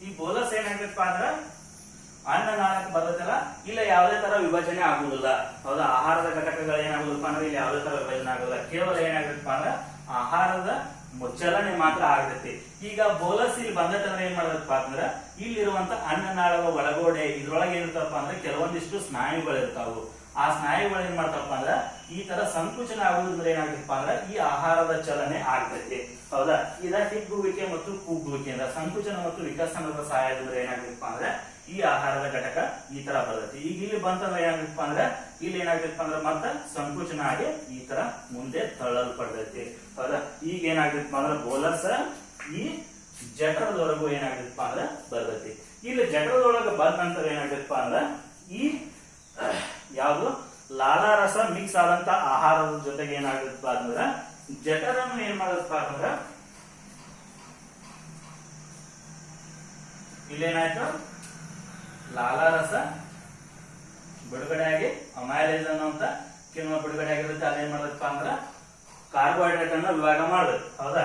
ಇನ್ನ ಜಠರಕ್ಕೆ ಬಂದಾಗ ಏನಾಗ್ತಪ್ಪ ಅಂತಂದ್ರ ಈ ಜಠರ ರಸ ಅಂತ ಹೇಳ್ತೀವಿ ನಾವು. ಹೌದಾ? ಇಲ್ಲಿ ಏನಾಗ್ತಪ್ಪ ಅಂದ್ರ ಜಠರ ರಸ ಬಿಡುಗಡೆ ಆಗ್ತೈತಿ. ಈ ಜಠರ ರಸದೊಳಗೆ ಏನೇನಿರ್ತೈತಪ್ಪ ಅಂತಂದ್ರ ಒಂದು ಏನಿರ್ತೈತಿ ಹೈಡ್ರೋಕ್ಲೋರಿಕ್ ಆಮ್ಲ ಇರ್ತೈತಿ. ಮತ್ತೇನಪ್ಪ ಅಂತಂದ್ರ ಪೆಪ್ಸಿನ್ ಅನ್ನುವಂತಹ ಅಥವಾ ಪೆಪ್ಸಿನೋಜನ್ ಅನ್ನುವಂತಹ ಒಂದು ಕಿಣ್ವ ಇರ್ತೈತಿ. ಅದ್ರ ಜೊತೆಗೆ ಏನಿರುತ್ತಪ್ಪ ಅಂತಂದ್ರ ಲೋಳೆ ಇರ್ತೈತಿ. ಹೌದಾ? ಇಲ್ಲ ನೋಡಿ, ಈ HCl ಏನ್ ಮಾಡೋದಪ್ಪ ಅಂತಂದ್ರೆ ಈ ಪೆಪ್ಸಿನೋಜನ್ ಜೊತೆಗೆ ವರ್ತನೆ ಮಾಡಿದಾಗ ಈ ಪೆಪ್ಸಿನ್ ಏನಪ್ಪ ಅಂತಂದ್ರೆ ಇದೇನ್ ಮಾಡೋದಪ್ಪ ಅಂದ್ರೆ ಪೆಪ್ಸಿನ್ ಆಗಿ ಬದಲಾವಣೆ ಆಗ್ತೈತಿ. ಹೌದಾ? ಅಂದ್ರೆ ಈ ಪೆಪ್ಸಿನ್ ಏನಪ್ಪಾ ಅಂತಂದ್ರ ಆಮ್ಲೀಯ ಮಾಧ್ಯಮದಾಗ ಪೆಪ್ಸಿನೋಜನ್ ಇದ್ದ ಪೆಪ್ಸಿನ್ ರೂಪಕ್ಕೆ ಬರ್ತೈತಿ. ಹೌದಾ? ಅಂದ್ರೆ ಏನಿದ ಕ್ರಿಯೆ ಅನ್ನ ಮಾಡಲ್ದಂತ ಒಂದು ರಾಸಾಯನಿಕ ಇಲ್ಲ. ಕ್ರಿಯೆ ಏನಾಗಿರುತ್ತಪ್ಪ ಅಂದ್ರೆ ಯಾವುದೇ ತರ ಕ್ರಿಯೆ ಮಾಡಲ್ದಂತ ರಾಸಾಯನಿಕ ಯಾವ್ದಪ್ಪ ಅಂತಂದ್ರೆ ಪೆಪ್ಸಿನ್. ಯಾವಾಗ ಇದು ಆಮ್ಲೀಯ ಮಾಧ್ಯಮಕ್ಕೆ ಬರ್ತೈತಲ್ಲ ಅವಾಗ ಏನಾಗ್ತಪ್ಪ ಅಂದ್ರೆ ಇದು ಪೆಪ್ಸಿನ್ ಆಗಿ ಬದಲಾವಣೆ ಆಗ್ತೈತಿ. ಅವಾಗ ಏನಾಗ್ತಪ್ಪ ಅಂದ್ರೆ ಇದಕ್ಕ ಕ್ರಿಯಾಶೀಲತೆ ಬರ್ತೈತಿ. ಹೌದಾ? ಈ ಕ್ರಿಯಾಶೀಲತೆ ಬಂದ ನಂತರ ಏನ್ ಮಾಡದಪ್ಪ ಅಂದ್ರೆ ಇದು ಪ್ರೋಟೀನ್ ಗಳನ್ನ ವಿಭಾಗ ಮಾಡುವಂತ ಕಾರ್ಯವನ್ನ ಪಡೆದುಕೊಳ್ತೈತಿ. ಹೌದಾ? ಅಂದ್ರೆ ಏನು ಅಲ್ಲೇ ಕ್ರಿಯೆ ಏನಾಗ್ತಪ್ಪ ಅಂದ್ರೆ ಇದು ಕ್ರಿಯೆಯನ್ನ ಸ್ಟಾರ್ಟ್ ಮಾಡ್ಬೇಕಂದ್ರೆ ಏನಾಗ್ಬೇಕಪ್ಪ ಅಂದ್ರೆ ಆಮ್ಲೀಯ ಮಾಧ್ಯಮಕ್ಕೆ ಬರಬೇಕು. ಯಾವುದು ಪೆಪ್ಸಿನೋಜನ್ ಇದ್ದದ ಪೆಪ್ಸಿನ್ ಬರ್ಬೇಕಂದ್ರೆ ಅದಕ್ಕೆ ಏನ್ ಬೇಕಪ್ಪ ಅಂದ್ರೆ ಆಮ್ಲೀಯ ಮಾಧ್ಯಮ ಬೇಕು. ಆ ಆಮ್ಲೀಯ ಮಾಧ್ಯಮನ ಯಾವ ಒದಗಿಸ್ತಪ್ಪ ಅಂದ್ರೆ ಈ ಹೈಡ್ರೋಕ್ಲೋರಿಕ್ ಆಮ್ಲ ಜಠರ ರಸದೊಳಗೆ ಏನ್ ಬಿಡುಗಡೆ ಆಗಿರುತ್ತಲ್ಲ ಅದು ಒದಗಿಸ್ತೈತಿ. ಓಕೆ, ಇಲ್ಲಿ ನಿಮ್ ಪುಸ್ತಕದಾಗ ಏನ್ ಕೊಟ್ಟಾರಪ್ಪ ಅಂದ್ರೆ ಡೈರೆಕ್ಟ್ ಆಗಿ ಇದನ್ನ ಏನ್ ಕೊಟ್ಟಾರ ಅಂದ್ರೆ ಪೆಪ್ಸಿನ್ ಅಂತ ಹೇಳಿ ಕೊಟ್ಬಿಟ್ಟಾರ. ಓಕೆ, ನೀವ್ ಏನ್ ಮಾಡಪ್ಪ ಅಂತಂದ್ರ ಜಠರ ರಸದೊಳಗೆ ಏನಿರುತ್ತೆ ಹೈಡ್ರೋಕ್ಲೋರಿಕ್ ಆಮ್ಲ ಇರ್ತೈತಿ, ಲೋಳೆ ಇರ್ತೈತಿ, ಅದ್ರ ಜೊತೆಗೆ ಪೆಪ್ಸಿನ್ ಇರ್ತೈತಿ ಅಂತ ಬರ್ಬಿಟ್ಟು ಸಾಕ. ಅಂದ್ರೆ ಏನು ನಿಮ್ಗೆ ನಾಲೆಜ್ ಬರೋ ಸಲುವಾಗಿ ಏನ್ ಮಾಡಿ ಅಂದ್ರೆ ನಿಮ್ಗೆ ತಿಳಿಯೋ ಸಲುವಾಗಿ ಏನಪ್ಪಾ ಅಂದ್ರೆ ಪೆಪ್ಸಿನ್ ಯಾವ ತರ ಆಗ್ತೈತಿ ಅಂದ್ರೆ ಏನು ಇಲ್ಲೇನ್ ಕೊಟ್ಟಾರಪ್ಪ ಅಂತಂದ್ರ ಕ್ರಿಯಾಪಟು ಹೊಂದಿಲ್ಲದಂತ ಪೆಪ್ಸಿನ್ ಅಂತ ಕೊಟ್ಟಾರ. ಅದರ ಅರ್ಥ ಏನಪ್ಪಾ ಅಂದ್ರೆ ಮೊದಲು ಪೆಪ್ಸಿನೋಜನ್ ಆಗಿರ್ತೈತಲ್ಲ ಅದು ಪೆಪ್ಸಿನ್ ಬರ್ಬೇಕಂದ್ರೆ ಏನ್ ಹೇಳ್ಬೇಕಪ್ಪ ಅಂದ್ರೆ ಆಮ್ಲೀಯ ಮಾಧ್ಯಮ ಬೇಕದಕ್ಕ ಅದು ಯಾವ್ದು ಒದಗಿಸ್ತೈತಿ ಅಂದ್ರೆ ಈ HCl ಒದಗಿಸ್ತೈತಿ. ಹೌದಾ? ಇಲ್ಲಿ ಏನಾಗ್ತೈತಪ್ಪ ಅಂದ್ರೆ ಪ್ರೋಟೀನ್ ಇದ್ದದ್ದು ಏನಾಗ್ತೈತಪ್ಪ ಅಂದ್ರೆ ವಿಭಾಗ ಆಗ್ತೈತಿ. ಹೌದಾ? ಇಲ್ಲಿ ಏನಾಗ್ತೈತಪ್ಪ ಅಂತಂದ್ರೆ ಇದು ಸ್ವಲ್ಪ ಸಂಕೀರ್ಣತೆಯನ್ನು ಹೊಂದಿರುವಂತ ಪ್ರೋಟೀನ್ ಆಗಿ ವಿಭಾಗ ಆಗತೈತಿ. ಹೌದಾ? ಇಲ್ಲಿ ಏನಾಗುದಪ್ಪ ಅಂದ್ರೆ ಯಾವುದೇ ತರ ಸರಳ ಕಣಕ ಪೂರ್ತಿ ಸರಳ ಕಣಕ್ ಬರೋದಿಲ್ಲ. ಆದ್ರೆ ಏನಂತಾರೆ ನಾವು ಮಧ್ಯಂತರ ಅಂತ ಏನ್ ಹೇಳ್ತಾರಲ್ಲ ಆ ರೂಪಕ್ಕೆ ಏನಾಗ್ತೈತಪ್ಪ ಅಂತಂದ್ರೆ ಇದು ಪ್ರೋಟೀನ್ಗಳು ಬರ್ತಾವು. ಇಲ್ಲಿ ಏನಾಗುದಪ್ಪ ಅಂದ್ರೆ ಯಾವುದೇ ತರ ಕಾರ್ಬೋಹೈಡ್ರೇಟ್ ಮತ್ತು ಲಿಪಿಡ್ಗಳ ಏನಾಗುದಪ್ಪ ಅಂದ್ರೆ ವಿಭಜನೆ ಆಗುದಿಲ್ಲ.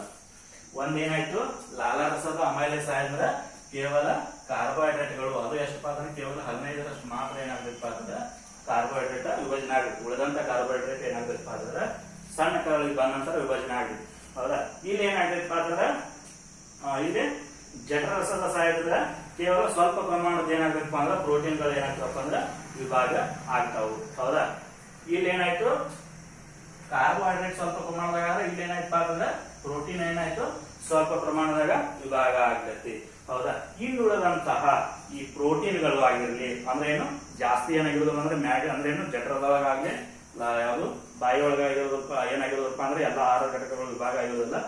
ಏನೋ ಉಳಿದಿರ್ತಾವಲ್ಲ ಆ ಎಲ್ಲಾ ಆಹಾರದ ಘಟಕಗಳು ಎಲ್ಲಿ ವಿಭಾಗ ಆಗ್ತಾವ ಅಂದ್ರೆ ಸಣ್ಣ ಕರಳಿಗೆ ಬಂದ ನಂತರ ವಿಭಾಗ ಆಗ್ತಾವ, ವಿಭಜನೆ ಆಗ್ತಾವು. ಹೌದಾ? ಅದು ಯಾವ ತರ ಆಗ್ತೈತೆ ಅಂತ ಹೇಳಿ ನೋಡಿ.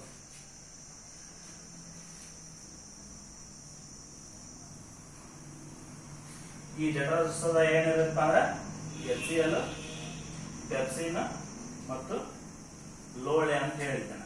ಈ ಲೋಳೆ ಏನ್ ಮಾಡೋದಪ್ಪ ಅಂದ್ರೆ ಈ ಜಠರ ರಸದೊಳಗೆ ಈ ಜಠರಕ್ಕೆ ಏನ್ ಆಹಾರ ಬಂದಿರುತ್ತಲ್ಲ ಅದನ್ನ ಮತ್ತಷ್ಟು ಮೆದು ಮಾಡಿ ಈ ತರ ಚಲನೆಯನ್ನ ಒದಗಿಸಕ್ಕಾಗಿ ಮೆದು ಮಾಡ್ತೈತಿ.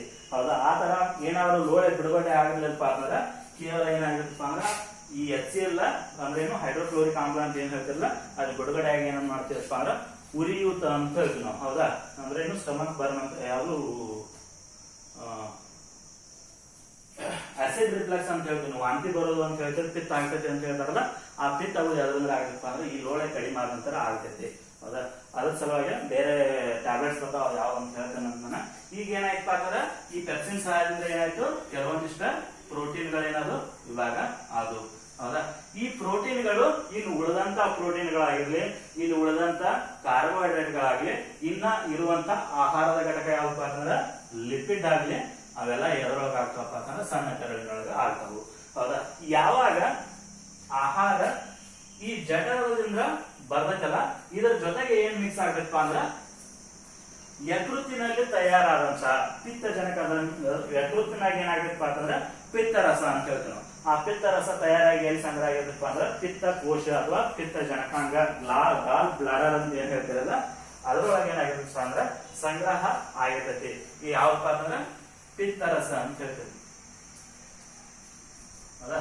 ಈ ಪಿತ್ತರಸದೊಳಗೆ ಏನಾಗ್ತೈತಪ್ಪ ಅಂತಂದ್ರ ಕೆಲವೊಂದಿಷ್ಟು ಏನಂತೀವಿ ನಾವು ಬೈಲ್ ಅನ್ನುವಂತ ಕೆಲವೊಂದಿಷ್ಟು ಲವಣಗಳಿರ್ತಾವು. ಬೈಲ್ ಲವಣಗಳು ಅಂತ ಹೇಳ್ತೀವಿ ನಾವು, ಅಥವಾ ಪಿತ್ತರಸದ ಲವಣಗಳು ಅಂತ ಹೇಳ್ತೀವಿ. ಹೌದಾ. ಇವು ಏನಾಗ್ತಾವಪ್ಪ ಅಂದ್ರ ಈ ಆಹಾರದ ಜೊತೆಗೆ ಮಿಕ್ಸ್ ಆಗ್ತಾವು. ಅದೇ ರೀತಿಯಾಗಿ ಈ ಮೆದೋಜೀರಕ ಗ್ರಂಥಿ ಏನಿರುತ್ತಲ್ಲ, ಆ ಮೆದೋಜೀರಕ ಗ್ರಂಥಿ ಸಹಾಯದಿಂದ ಏನಾಗ್ತೈತಪ್ಪ ಅಂತಂದ್ರ ಮೆದೋಜೀರಕ ಅಮೈಲೇಸ್ ಅಂತ ಹೇಳ್ತೀವಿ. ಮೆದೋಜೀರಕದ ಅಮೈಲೇಸ ಮತ್ತೇನಪ್ಪ ಅಂತಂದ್ರ ಲೈಪೇಸ ಅಂಡ್ ಟ್ರಿಪ್ಸಿನ್ ಅನ್ನುವಂತ 3 ಕಿಣ್ವಗಳು ಬಿಡುಗಡೆ ಆಗ್ತಾವು. ಹೌದಾ. ಯಾವ್ಯಾವ ಮೆದೋಜೀರಕದ ಅಮೈಲೇಸು, ಲೈಪೇಸು ಮತ್ತು ಟ್ರಿಪ್ಸಿನ್ ಅನ್ನುವಂಥವು ಏನಪ್ಪಾ ಅಂದ್ರೆ 3 ಕಿಣ್ವಗಳು ಏನಾಗ್ತಾವಪ್ಪ ಅಂದ್ರೆ ಈ ಮೆದೋಜೀರಕ ಗ್ರಂಥಿಯಿಂದ ಬಿಡುಗಡೆ ಆಗ್ತಾವು. ಈ ಮೆದೋಜೀರಕದ ಅಮೈಲೇಸ್ ಏನ್ ಮಾಡೋದಪ್ಪ ಅಂದ್ರೆ ಇನ್ನುಳಿದಂತ ಎಲ್ಲಾ ಕಾರ್ಬೋಹೈಡ್ರೇಟ್ ಗಳನ್ನ, ಪಿಷ್ಟಗಳನ್ನ ಅಥವಾ ಡೈಸ್ಯಾಕ್ರೈಡ್ಗಳು, ಮಾಲ್ಟೋಸ್ ಅಂತ ಏನ್ ಹೇಳಿದ್ರಲ್ಲ, ಅವುಗಳನ್ನೆಲ್ಲ ಯಾವ ರೂಪಕ್ಕೆ ತರದಪ್ಪ ಅಂತಂದ್ರೆ ಇದು ಗ್ಲೂಕೋಸ್ ರೂಪಕ್ಕೆ ತರದೈತಿ. ಈ ಗ್ಲೂಕೋಸ್ ಅನ್ನೋದು ಏನಪ್ಪಾ ಅಂತಂದ್ರೆ ಒಂದು ಮೋನೋಸ್ಯಾಕ್ರೈಡ್ ಅಂತ ಹೇಳ್ತೀವಿ. ಹೌದಾ. ಇಲ್ಲೇನಾಯ್ತು, ಯಾವುದು ಮೆದೋಜೀರಕದ ಅಮೈಲೇಸ್ ಸಹಾಯದಿಂದ ಇನ್ನು ಉಳಿದಂತ ಎಲ್ಲಾ ಕಾರ್ಬೋಹೈಡ್ರೇಟ್ಗಳು ಸರಳ ರೂಪಕ್ಕೆ ಬಂತು. ಹೌದಾ.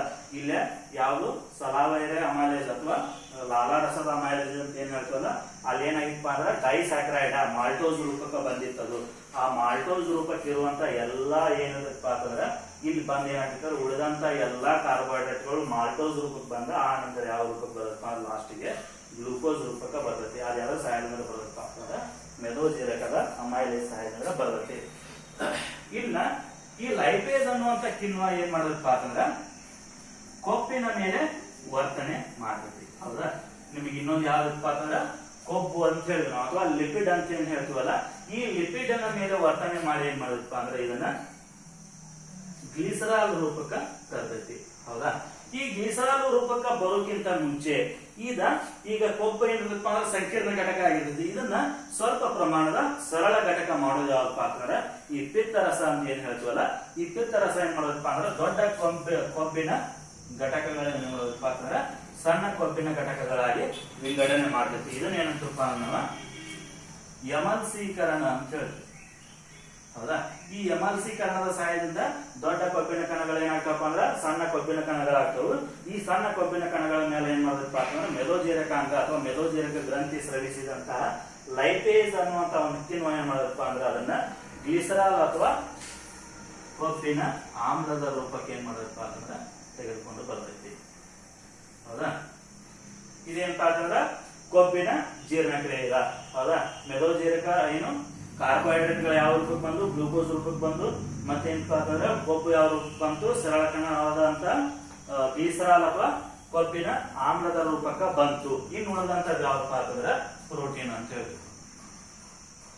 ಈ ಪ್ರೋಟೀನ್ ಅನ್ನ ಏನ್ ಮಾಡೋದಪ್ಪ ಅಂತಂದ್ರ ಈ ಮೆದೋಜೀರಕದ ಟ್ರಿಪ್ಸಿನ್ ಅಂತ ಏನ್ ಹೇಳ್ತಿರಲ್ಲ, ಆ ಟ್ರಿಪ್ಸಿನ್ ಏನ್ ಮಾಡೋದಪ್ಪ ಅಂತಂದ್ರ ಎಲ್ಲಾ ಉಳಿದಂತ ಪ್ರೋಟೀನ್ ಗಳನ್ನ ಏನ್ ಮಾಡೋದಪ್ಪ ಅಂತಂದ್ರ ಅಮೈನೋ ಆಮ್ಲಗಳ ರೂಪಕ್ಕೆ ತೆಗೆದುಕೊಂಡು ಬರ್ತೈತಿ.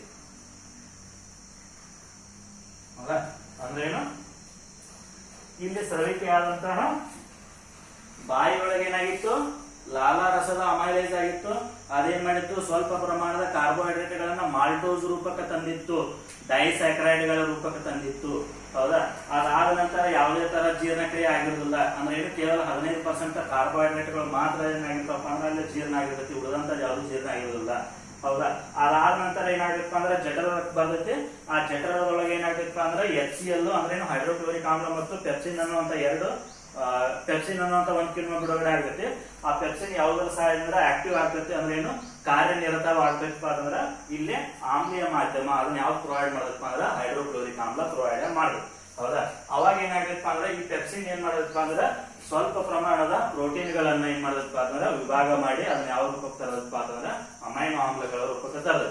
ಹೌದಾ, ಇನ್ನುಳಿದಂತ ಎಲ್ಲಾ ಪ್ರೋಟೀನ್ ಗಳಾಗಿರ್ಲಿ, ಕೊಬ್ಬುಗಳಾಗಿರ್ಲಿ ಅಥವಾ ಕಾರ್ಬೋಹೈಡ್ರೇಟ್ ಗಳಾಗ್ಲಿ ಅವೆಲ್ಲ ಯಾವಾಗ ವಿಭಜನೆ ಆಗ್ತಾವಪ್ಪ ಅಂತಂದ್ರ ಸಣ್ಣ ಕರುಳಿಗೆ ಬಂದ ವಿಭಜನೆ ಆಗ್ತಾವ. ಹೌದಾ, ಈ ಸಣ್ಣ ಕರುಳಿನೊಳಗ ಯಾವ್ಯಾವ ಬರ್ತಾವಪ್ಪ ಅಂತಂದ್ರ ಒಂದು ಪಿತ್ತರಸ ಬರ್ತೈತಿ, ಅದ್ರ ಜೊತೆಗೆ ಮೆದೋಜೀರಕ ಗ್ರಂಥಿ ಸ್ರವಿಸುವಂತಹ ಮೆದೋಜೀರಕ ರಸ ಅಂತ ಹೇಳ್ತೀವಿ. ಆ ಮೆದೋಜೀರಕ ರಸದೊಳಗೆ ಏನಿರುತ್ತಪ್ಪ ಅಂತಂದ್ರೆ ಮೆದೋಜೀರಕದ ಅಮೈಲೇಸ್ ಅನ್ನುವಂತ 1 ಕಿಣ್ವ ಇರ್ತೈತಿ, ಲೈಪೇಸ್ ಅನ್ನುವಂತ 1 ಕಿಣ್ವ ಇರ್ತೈತಿ, ಅದೇ ರೀತಿಯಾಗಿ ಟ್ರಿಪ್ಸಿನ್ ಅನ್ನುವಂತ ಇನ್ನೊಂದು ಕಿಣ್ವ ಇರ್ತೈತಿ. ಈ 3 ಕಿಣ್ವಗಳ ಸಹಾಯದಿಂದ ಈ ಮೆದೋಜೀರಕದ ಅಮೈಲೇಸ್ ಸಹಾಯದಿಂದ ಕಾರ್ಬೋಹೈಡ್ರೇಟ್ ಏನಿರ್ತೈತಲ್ಲ ಎಲ್ಲಾನು ವಿಭಜನೆ ಆಗಿ ಸರಳ ರೂಪಕ್ಕ ಯಾವ ರೂಪಕ್ಕ ಗ್ಲೂಕೋಸ್ ರೂಪಕ್ಕ ಬರ್ತೈತಿ. ಅದೇ ರೀತಿಯಾಗಿ ಲೈಪೇಸ್ ಅನ್ನುವಂತದ್ದು ಏನ್ ಮಾಡದಪ್ಪ ಅಂದ್ರೆ ಕಿಣ್ವ ಈ ಕೊಬ್ಬಿನ ಕಣಗಳ ಮೇಲೆ ವರ್ತನೆ ಮಾಡಿ ಅದನ್ನ ಗ್ಲಿಸರಾಲ್ ಅಥವಾ ಕೊಬ್ಬಿನ ಆಮ್ಲಗಳ ರೂಪಕ್ಕ ತರ್ತೈತಿ. ಅದೇ ರೀತಿಯಾಗಿ ಟ್ರಿಪ್ಸಿನ್ ಅನ್ನುವಂಥದ್ದು ಏನಪ್ಪಾ ಅಂದ್ರೆ ಇನ್ನು ಉಳಿದಂತ ಎಲ್ಲಾ ಪ್ರೋಟೀನ್ ಗಳನ್ನು ವಿಭಾಗ ಮಾಡಿ ಏನ್ ಮಾಡದಪ್ಪ ಅಂತಂದ್ರ ಈ ಅಮೈನೋ ಆಮ್ಲಗಳ ರೂಪಕ್ಕೆ ತರ್ತೈತಿ.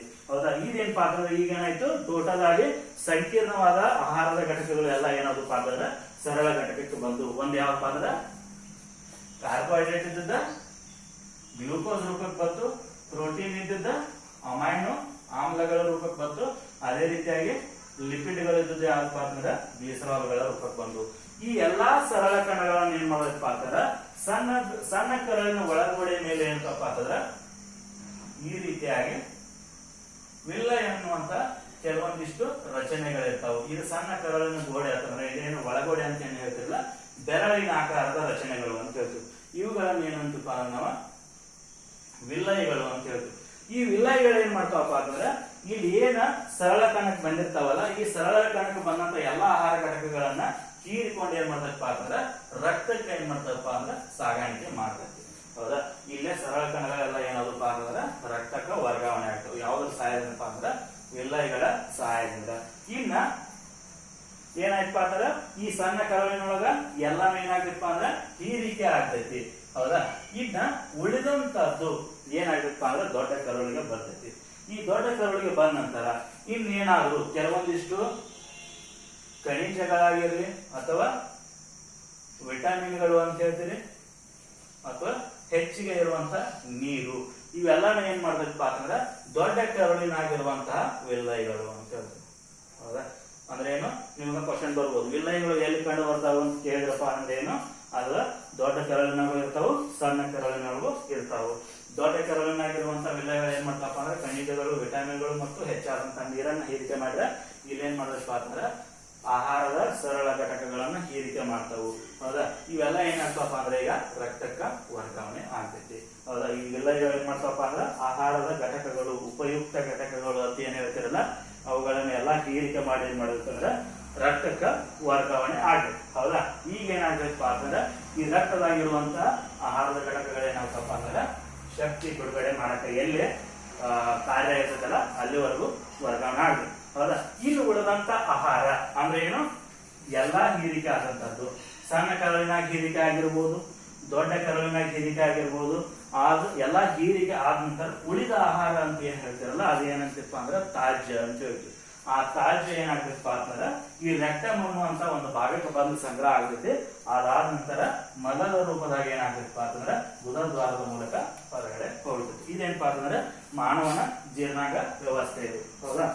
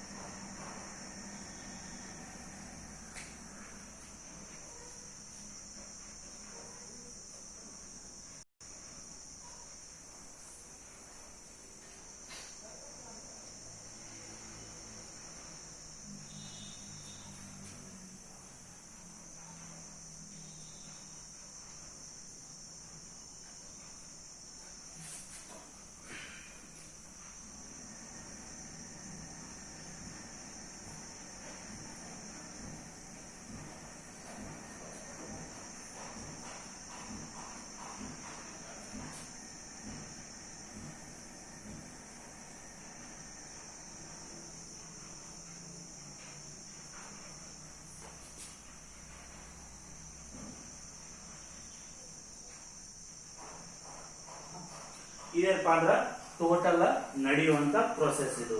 ಹೌದಾ? ಇಲ್ಲಿ ನೋಡಿ, ಕಾರ್ಬೋಹೈಡ್ರೇಟ್ ಅನ್ನ ಬಾಯಿಯೊಳಗೆ ಏನಾಗತ್ತಪ್ಪ ಅಂದ್ರ ಲಾಲಾರಸದ ಅಮೈಲೇಸ್ ಅನ್ನೋದು ಏನ್ ಮಾಡುತ್ತೆ ಅಂದ್ರೆ ಮಾಲ್ಟೋಸ್ ಆಗಿ ವಿಂಗಡಣೆ ಮಾಡತೈತಿ. ಹೌದಾ? ಇಲ್ಲಿ ನೋಡಿ, ಇಲ್ಲಿ ಏನಿರ್ತಪ್ಪ ಅಂತಂದ್ರ ಎಷ್ಟು 4.2 to 5 pH ಏನಿರ್ತೈತಿದ ಇನ್ನು ಲಾಲಾರಸದ ಅಮೈಲೇಸ್ ಒಳಗೆ pH ಎಷ್ಟಿರ್ತಪ್ಪ ಅಂತಂದ್ರ 4.2 to 5 pH ವರೆಗೂ ಏನಿರುತ್ತಪ್ಪ ಅಂದ್ರೆ ಇರ್ತೈತಿ. ಅವಾಗ ಏನ ಮಾಡದಪ್ಪ ಅಂದ್ರೆ ಈ ಲಾಲಾರಸದ ಅಮೈಲೇಸ್ ವರ್ತನೆ ಮಾಡತೈತಿ. ಅವಾಗ ಏನಾಗತ್ತಪ್ಪ ಅಂದ್ರೆ ಕಾರ್ಬೋಹೈಡ್ರೇಟ್ ಮಾಲ್ಟೋಸ್ ಆಗತ್ತೆ. ಈ ಜಠರ ರಸದೊಳಗ ಏನಿರುತ್ತಪ್ಪ ಅಂತಂದ್ರ HCl ಅಂತ ಏನ್ ಹೇಳಿದ್ವಲ್ಲ, ಈ HCl pH ಎಷ್ಟಿರುತ್ತಪ್ಪ ಅಂತಂದ್ರ 1.2 to 1.5 pH ಇರ್ತೈತಿ. ಈ 1.5 to 1.2 to 1.5 ಅಥವಾ 2 ಅಂತ ಏನ್ ಹೇಳ್ತಿರಲ್ಲ, ಸಾರಿ ಇದೆಷ್ಟು ಅಂದ್ರೆ 1.5 to 2 pH ಇರುತ್ತೆ. ಹೌದಾ? ಈ pH ಒಳಗೆ ಏನ್ ಮಾಡದಪ್ಪ ಅಂತಂದ್ರ ಈ ಪೆಪ್ಸಿನ್ ವರ್ತನೆ ಮಾಡ್ತೈತಿ. ಅವಾಗ ಏನಾಗತ್ತಪ್ಪ ಅಂದ್ರೆ ಈ ಪ್ರೋಟೀನ್ ಡೈಪೆಪ್ಟೈಡ್ ಅಥವಾ ಸಂಕೀರ್ಣ ಪ್ರೋಟೀನ್ ಇಂದ ಸ್ವಲ್ಪ ಸರಳ ಕಣ ಆಗಿ ಏನಾಗುತ್ತೆ ವಿಂಗಡಣೆ ಆಗ್ತೈತಿ. ಅದೇ ರೀತಿಯಾಗಿ ಸಣ್ಣ ಕರಳಿನೊಳಗ ಏನಾಗುತ್ತೆ ಅಂದ್ರೆ ಸ್ವಲ್ಪ ಬೈಲು ಬಿಡುಗಡೆ ಆಗ್ತೈತಿ ಅಂತ ಹೇಳಿದ್ನ. ಅಂದ್ರೇನು, ಪಿತ್ತರಸದೊಳಗೆ ಏನಪ್ಪ ಅಂದ್ರೆ ಕೆಲವೊಂದಿಷ್ಟು ಲವಣಗಳಿರ್ತಾವು ಅಂತ ಹೇಳಿದ್ವಿ. ಪಿತ್ತರಸದ ಲವಣಗಳು ಅಥವಾ ಬೈಲು ಲವಣಗಳು ಏನಿರ್ತಾವಪ್ಪ ಅಂದ್ರೆ ಇಲ್ಲೇ ಆಮ್ಲೀಯ ಮಾಧ್ಯಮ ಇದ್ರೆ ಇವು ಏನ್ ಮಾಡ್ತಾವಪ್ಪ ಅಂದ್ರೆ ಈ ಲವಣಗಳು ಕ್ಷಾರೀಯ ಮಾಧ್ಯಮವನ್ನ ತರ್ತಾವ. ಅಂದ್ರೆ ಏನು, pH ಏನಿರ್ತಪ್ಪ ಅಂತಂದ್ರ 7ಕ್ಕಿಂತ ಜಾಸ್ತಿ ಇರ್ತೈತಿ. ಅಂತಕ್ಕೆ ಏನಂತ ನಾವು ಕ್ಷಾರೀಯ ಮಾಧ್ಯಮ ಅಂತ ಹೇಳ್ತೀವಿ. ಇದು ಎಷ್ಟಿರ್ತಪ್ಪ ಅಂತಂದ್ರ ಅರೌಂಡ್ 7.8 ಮ್ಯಾಲ ಇದೇನಿರ್ತಪ್ಪ ಅಂತಂದ್ರ pH ಇರ್ತೈತಿ. ಹೌದಾ? ಈ ಟೈಮ್ದಾಗ ಏನಾಗುತ್ತೆ ಅಂದ್ರೆ ಈ ಕ್ಷಾರೀಯ ಮಾಧ್ಯಮದಾಗ ಏನಾಗ್ತಪ್ಪ ಅಂದ್ರೆ ಈ ಟ್ರಿಪ್ಸಿನ್ ವರ್ತನೆ ಮಾಡತ್ತೆ. ಆಮ್ಲೀಯ ಮಾಧ್ಯಮದಾಗ ಯಾವ ವರ್ತನೆ ಮಾಡ್ರ, ಯಾವುದು ಪೆಪ್ಸಿನ್ ವರ್ತನೆ ಮಾಡ್ರ. ಟ್ರಿಪ್ಸಿನ್ ಅನ್ನೋದು ಯಾವ ಇದ್ರ ಮೇಲೆ ವರ್ತನೆ ಮಾಡದಪ್ಪ ಅಂದ್ರೆ ಕ್ಷಾರೀಯ ಮಾಧ್ಯಮದಾಗ ವರ್ತನೆ ಮಾಡತ್ತೆ. ಅಂದ್ರೆ ಇದು ಮೊದಲ ಇದು ಇನ್ಆಕ್ಟಿವ್ ಇರ್ತೈತಿ, ಇದು ಇನ್ಆಕ್ಟಿವ್ ಇರ್ತೈತಿ. ಇದು ಆಮ್ಲೀಯ ಮಾಧ್ಯಮ ಬಂದ ಕೂಡಲೇ ಆಕ್ಟಿವ್ ಆಗಿ ಇದನ್ನ ಪ್ರೋಟೀನ್ ಅನ್ನ ವಿಭಾಗ ಮಾಡಿದ್ರ, ಇದು ಕ್ಷಾರೀಯ ಮಾಧ್ಯಮ ಬಂದ ನಂತರ ಏನ್ ಮಾಡದಪ್ಪ ಅಂದ್ರೆ ಆಕ್ಟಿವ್ ಆಗಿ ಈ ಪ್ರೋಟೀನ್ ಅನ್ನ ವಿಭಾಗ ಮಾಡತೈತಿ. ಹೌದಾ? ಇನ್ನೇನಪ್ಪಾ ಅಂತಂದ್ರ ಪ್ರೋಟೀನ್ ಟ್ರಿಪ್ಸಿನ್ ಅಮೈನೋ ಆಮ್ಲ ಆಗಿರ್ತೈತಿ. ಕಾರ್ಬೋಹೈಡ್ರೇಟ್ ಯಾವುದು ಮೆದೋಜೀರಕಗಳ ಅಮೈಲೇಸ್ ಸಹಾಯದಿಂದ ಮಾಲ್ಟೋಸ್ ಆಗ್ತೈತೆ. ಆ ನಂತರ ಲಿಪಿಡ್ಗಳು ಯಾವ್ದಾದ್ರು ಸಹಾಯದಿಂದ ಲೈಪೇಸ್ ಅಂತ ಏನ್ ಬಿಡುಗಡೆ ಆಗಿರ್ತೈತಲ್ಲ ಮೆದೋಜೀರಕ ಗ್ರಂಥಿಯಿಂದ, ಅದರ ಸಹಾಯದಿಂದ ಏನಾಗುತ್ತಪ್ಪ ಅಂದ್ರೆ ಕಬ್ಬಿಣ ಆಮ್ಲ ಆಗ್ತೈತಿ. ಹೌದಾ? ಇದೇನಪ್ಪಾ ಅಂದ್ರೆ ನಿಮ್ ಪುಸ್ತಕದಾಗ ಕೊಟ್ಟದ್ದು. ಹೌದಾ? ಆದ್ರೆ ಇಲ್ಲಿ ಏನಾಗಿತ್ತಪ್ಪ ಅಂದ್ರ ನೀವು PUC ಹೋದ ನಂತರ ಏನಾಗಿತ್ತಪ್ಪ ಅಂದ್ರ ಈ ಮಾಲ್ಟೋಸ್ ಆಗಿ ನಾವೇನಂತಪ್ಪ ಅಂದ್ರ ಇವನ್ ಏನಂತ ನಾವು ಡೈಗ್ಲಿಸರೈಡ್ಗಳು ಅಂತ ಹೇಳ್ತೀವಿ. ಹೌದಾ? ಇನ್ನು ಕೆಲವೊಂದಿಷ್ಟ ಡೈಗ್ಲಿಸರೈಡ್ಗಳು ಬರ್ತಾವು. ಈ ಮಾಲ್ಟೋಸ್ ಇದ್ದದ್ದ ಮಾಲ್ಟೇಸ್ ಅನ್ನುವಂತ ಒಂದು ಕಿಣ್ವದಿಂದ ಏನಾಗತ್ತಪ್ಪ ಅಂತಂದ್ರ ಗ್ಲೂಕೋಸ್ ಆಗ್ತೈತಿ. ಹೌದಾ? ಅದೇ ರೀತಿಯಾಗಿ ಇದು ಮಾಲ್ಟೋಸ್ ಅಷ್ಟ ಅಲ್ದ ಇನ್ನೊಂದು ಏನಪ್ಪ ಅಂದ್ರೆ ಲ್ಯಾಕ್ಟೋಸ್ ಅನ್ನುವಂತ ಡೈಗ್ಲಿಸರೈಡ್ ಇರ್ತೈತಿ. ಅದೇನಾಗತ್ತಪ್ಪ ಅಂದ್ರೆ ಲ್ಯಾಕ್ಟೇಸ್ ಅನ್ನೋ ಸಹಾಯದಿಂದ ಗ್ಯಾಲಕ್ಟೋಸ್ ಮತ್ತು ಯಾವುದು ಗ್ಲೂಕೋಸ್ ಆಗಿ ವಿಂಗಡಣೆ ಆಗ್ತೈತಿ. ಅದೇ ರೀತಿಯಾಗಿ ಸುಕ್ರೋಸ್ ಅನ್ನುವಂತ ಇನ್ನೊಂದ ಡೈಗ್ಲಿಸರೈಡ್ ಇರ್ತೈತಿ. ಅದ್ರ ಸಹಾಯದಿಂದಪ್ಪ ಅಂದ್ರೆ ಸುಕ್ರೇಸ್ ಅನ್ನುವಂತ ಒಂದು ಕಿಣ್ವದ ಸಹಾಯದಿಂದ ಗ್ಲೂಕೋಸ್ ಮತ್ತು ಫ್ರುಕ್ಟೋಸ್ ಆಗಿ ಸರಳ ಕಣಗಳಾಗಿ ವಿಭಾಗ ಆಗ್ತೈತಿ. ಇದೇನಪ್ಪ ಅಂದ್ರೆ ನಿಮ್ PUC ಬರ್ತೈತಿ. ಇದ್ರ ಬಗ್ಗೆ ಈಗ ಬರಿಬೇಡ. ಜಸ್ಟ್ ನೀವ್ ಏನ್ ಮಾಡ್ಬೇಕಪ್ಪ ಅಂತಂದ್ರ ಬಾಯಿ ಒಳಗೆ ಏನಾಗ್ತೈತಿ ಲಾಲಾರಸದ ಅಮೈಲೇಸ್ ಸಹಾಯದಿಂದ ಇಲ್ಲಿ ಡೈರೆಕ್ಟ್ ಆಗಿ ಮಾಲ್ಟೋಸ್ ಬರಿ ಬದಲು ಏನ್ ಮಾಡ್ರಪ್ಪ ಅಂತಂದ್ರ ಗ್ಲೂಕೋಸ್ ಆಗಿ ವಿಭಾಗ ಆಗ್ತೈತಿ ಅಂತ ಬರೀದಿ. ಡೈರೆಕ್ಟ್ ಆಗಿ ಸರಳ ಕಣ ಬರೀದ್ರಿ ನೀವು. ಹೌದಾ? ಅಂದ್ರೆ ಏನು, ಕೇವಲ ಸ್ವಲ್ಪ ಪ್ರಮಾಣದ ಕಾರ್ಬೋಹೈಡ್ರೇಟ್ ಇದ್ದದ ಗ್ಲೂಕೋಸ್ ಆಗ್ತೈತಿ. ಇಲ್ಲಿ ಏನ್ ಮಾಡ್ರಪ್ಪ ಅಂತಂದ್ರ ಪ್ರೋಟೀನ್ ಇದ್ದದ ಇದನ್ನ ಡೈಪೆಪ್ಟೈಡ್ ಅಂತ ಬರ್ದನಿ, ಅದನ್ನ ಏನ್ ಮಾಡಿರಪ್ಪ ಅಂದ್ರೆ ಅಮೈನೋ ಆಮ್ಲ ಅಂತ ಬರ್ದು ಬಿಡ್ರಿ. ಅಂದ್ರೆ ಏನು, ನಿಮ್ ಪುಸ್ತಕದಾಗ ಅಷ್ಟ ಕೊಟ್ಟಾರು. ಹೌದಾ? ಅಂದ್ರೆ ಏನು, ಈ ಪ್ರೋಟೀನ್ ಇದ್ದದ ಪೆಪ್ಸಿನ್ ಸಹಾಯದಿಂದ ಏನಾಗತ್ತಪ್ಪ ಅಂದ್ರೆ ಅಮೈನೋ ಆಮ್ಲ ಆಗ್ತೈತಿ. ಹೌದಾ? ಅದರ ಜೊತೆಗೆ ಸಣ್ಣ ಕರಳಿನೊಳಗ ಇದೇನ್ ಮಾಡದಪ್ಪ ಅಂದ್ರೆ ಕಾರ್ಬೋಹೈಡ್ರೇಟ್ ಇದ್ದದ ಏನಾಗುತ್ತೆ ಅಂದ್ರೆ ಇಲ್ಲೇ ಮಾಲ್ಟೋಸ್ ಬರಿ ಬದಲಿ ಡೈರೆಕ್ಟ್ ಆಗಿ ಗ್ಲೂಕೋಸ್ ಬರಿ ಯಾವ್ದ್ರ ಸಹಾಯದಿಂದ ಮೆದೋಜೀರಕದ ಅಮೈಲೇಸ್ ಸಹಾಯದಿಂದ. ಹೌದಾ? ಈ ಪ್ರೋಟೀನ್ ಇದ್ದದ್ದು ಡೈರೆಕ್ಟ್ ಆಗಿ ಅಮೈನೋ ಆಮ್ಲ ಆಗುತ್ತೆ. ಯಾವ್ದ್ರ ಸಹಾಯದಿಂದ ಟ್ರಿಪ್ಸಿನ್ ಸಹಾಯದಿಂದ. ಲಿಪಿಡ್ ಇದ್ದದ್ದು ಏನಾಗ್ತಪ್ಪ ಅಂದ್ರೆ ಲೈಪೇಸ್ ಆಗ್ತೈತಿ. ಇಲ್ಲಿ ಏನಪ್ಪಾ ಅಂತಂದ್ರೆ ಇನ್ನೊಂದ್ ಏನ್ ಬರಿಬೇಕಪ್ಪ ಅಂದ್ರೆ ನೀವು ಎಮಲ್ಸೀಕರಣ ಅಂತ ಬರಿಬೇಕು. ಅಂದ್ರೆ ಏನು, ಯಾವ್ದ್ರ ಸಹಾಯದಿಂದ ಆಗುತ್ತದ ಪಿತ್ತರಸದ ಸಹಾಯದಿಂದ ಏನಾಗುತ್ತಪ್ಪ ಅಂದ್ರೆ ಈ ಕೊಬ್ಬಿನ ದೊಡ್ಡ ಕಣಗಳು ಏನಾಗ್ತಾವಪ್ಪ ಅಂದ್ರೆ ವಿಭಾಗ ಆಗಿ ಸಣ್ಣ ಕಣಗಳಾಗ್ತಾವ. ಅದಕ್ಕೆ ಏನಂತ ನಾವು ಎಮಲ್ಸೀಕರಣ ಅಂತ ಹೇಳ್ತೀವಿ. ಇಷ್ಟು ಬರೆದ್ರೆ ಏನಪ್ಪಾ ಅದರಿಂದ ಟೋಟಲ್ ಆಗಿ ಜೀರ್ಣಕ್ರಿಯೆ ಮೂಲಕ. ಹೌದಾ? ಒಂದೇನಾಯ್ತು ಬಾಯಿಯಿಂದ ಸ್ಟಾರ್ಟ್ ಆಗಿ ಟೋಟಲ್ ಆಗಿ ಎಲ್ಲ ಏನಾಯ್ತು ವಿಭಾಗ ಆಗಿ ವಿಭಜನೆ ಆಗಿ ಏನಾಯ್ತು ಹೀರಿಕೆ ಆಯ್ತು. ಆ ನಂತರ ವೇಸ್ಟ್ ಎಲ್ಲ ಎಕ್ಸಿಟ್ ಆಗ್ತೈತಿ. ಇದಕ್ಕೆ ಏನಂತ ನಾವು ಮಾನವನ ಜೀರ್ಣಾಂಗ ವ್ಯವಸ್ಥೆ ಅಂತ ಹೇಳಿ. ಇಷ್ಟೆಲ್ಲ ಏನಪ್ಪಾ ಅಂತಂದ್ರ ಇಲ್ಲಿ ಸರಳ ಕಣಗಳಾಗಿ ವಿಭಾಗ ಆಯ್ತು. ಇದರಿಂದ ಯಾವ ತರ ಶಕ್ತಿ ಬಿಡುಗಡೆ ಆಗ್ತೈತಿ ಅನ್ನೋದು ಯಾವ್ದು ಐತಪ್ಪ ಅಂತಂದ್ರ ಉಸಿರಾಟ ಕ್ರಿಯೆ ಒಳಗೈತಿ. ಆ ಉಸಿರಾಟ ಕ್ರಿಯೆಯನ್ನು ಏನ್ ಮಾಡಪ್ಪ ಅಂದ್ರೆ ನೆಕ್ಸ್ಟ್ ಕ್ಲಾಸ್ನಾಗ ನೋಡೋಣ. ಇಷ್ಟೇನಪ್ಪ ಅಂದ್ರೆ ನಿಮ್ದ ಟೋಟಲ್ ಮಾನವನ ಜೀರ್ಣಾಂಗ ವ್ಯವಸ್ಥೆ ಇದೆ. ಓಕೆ.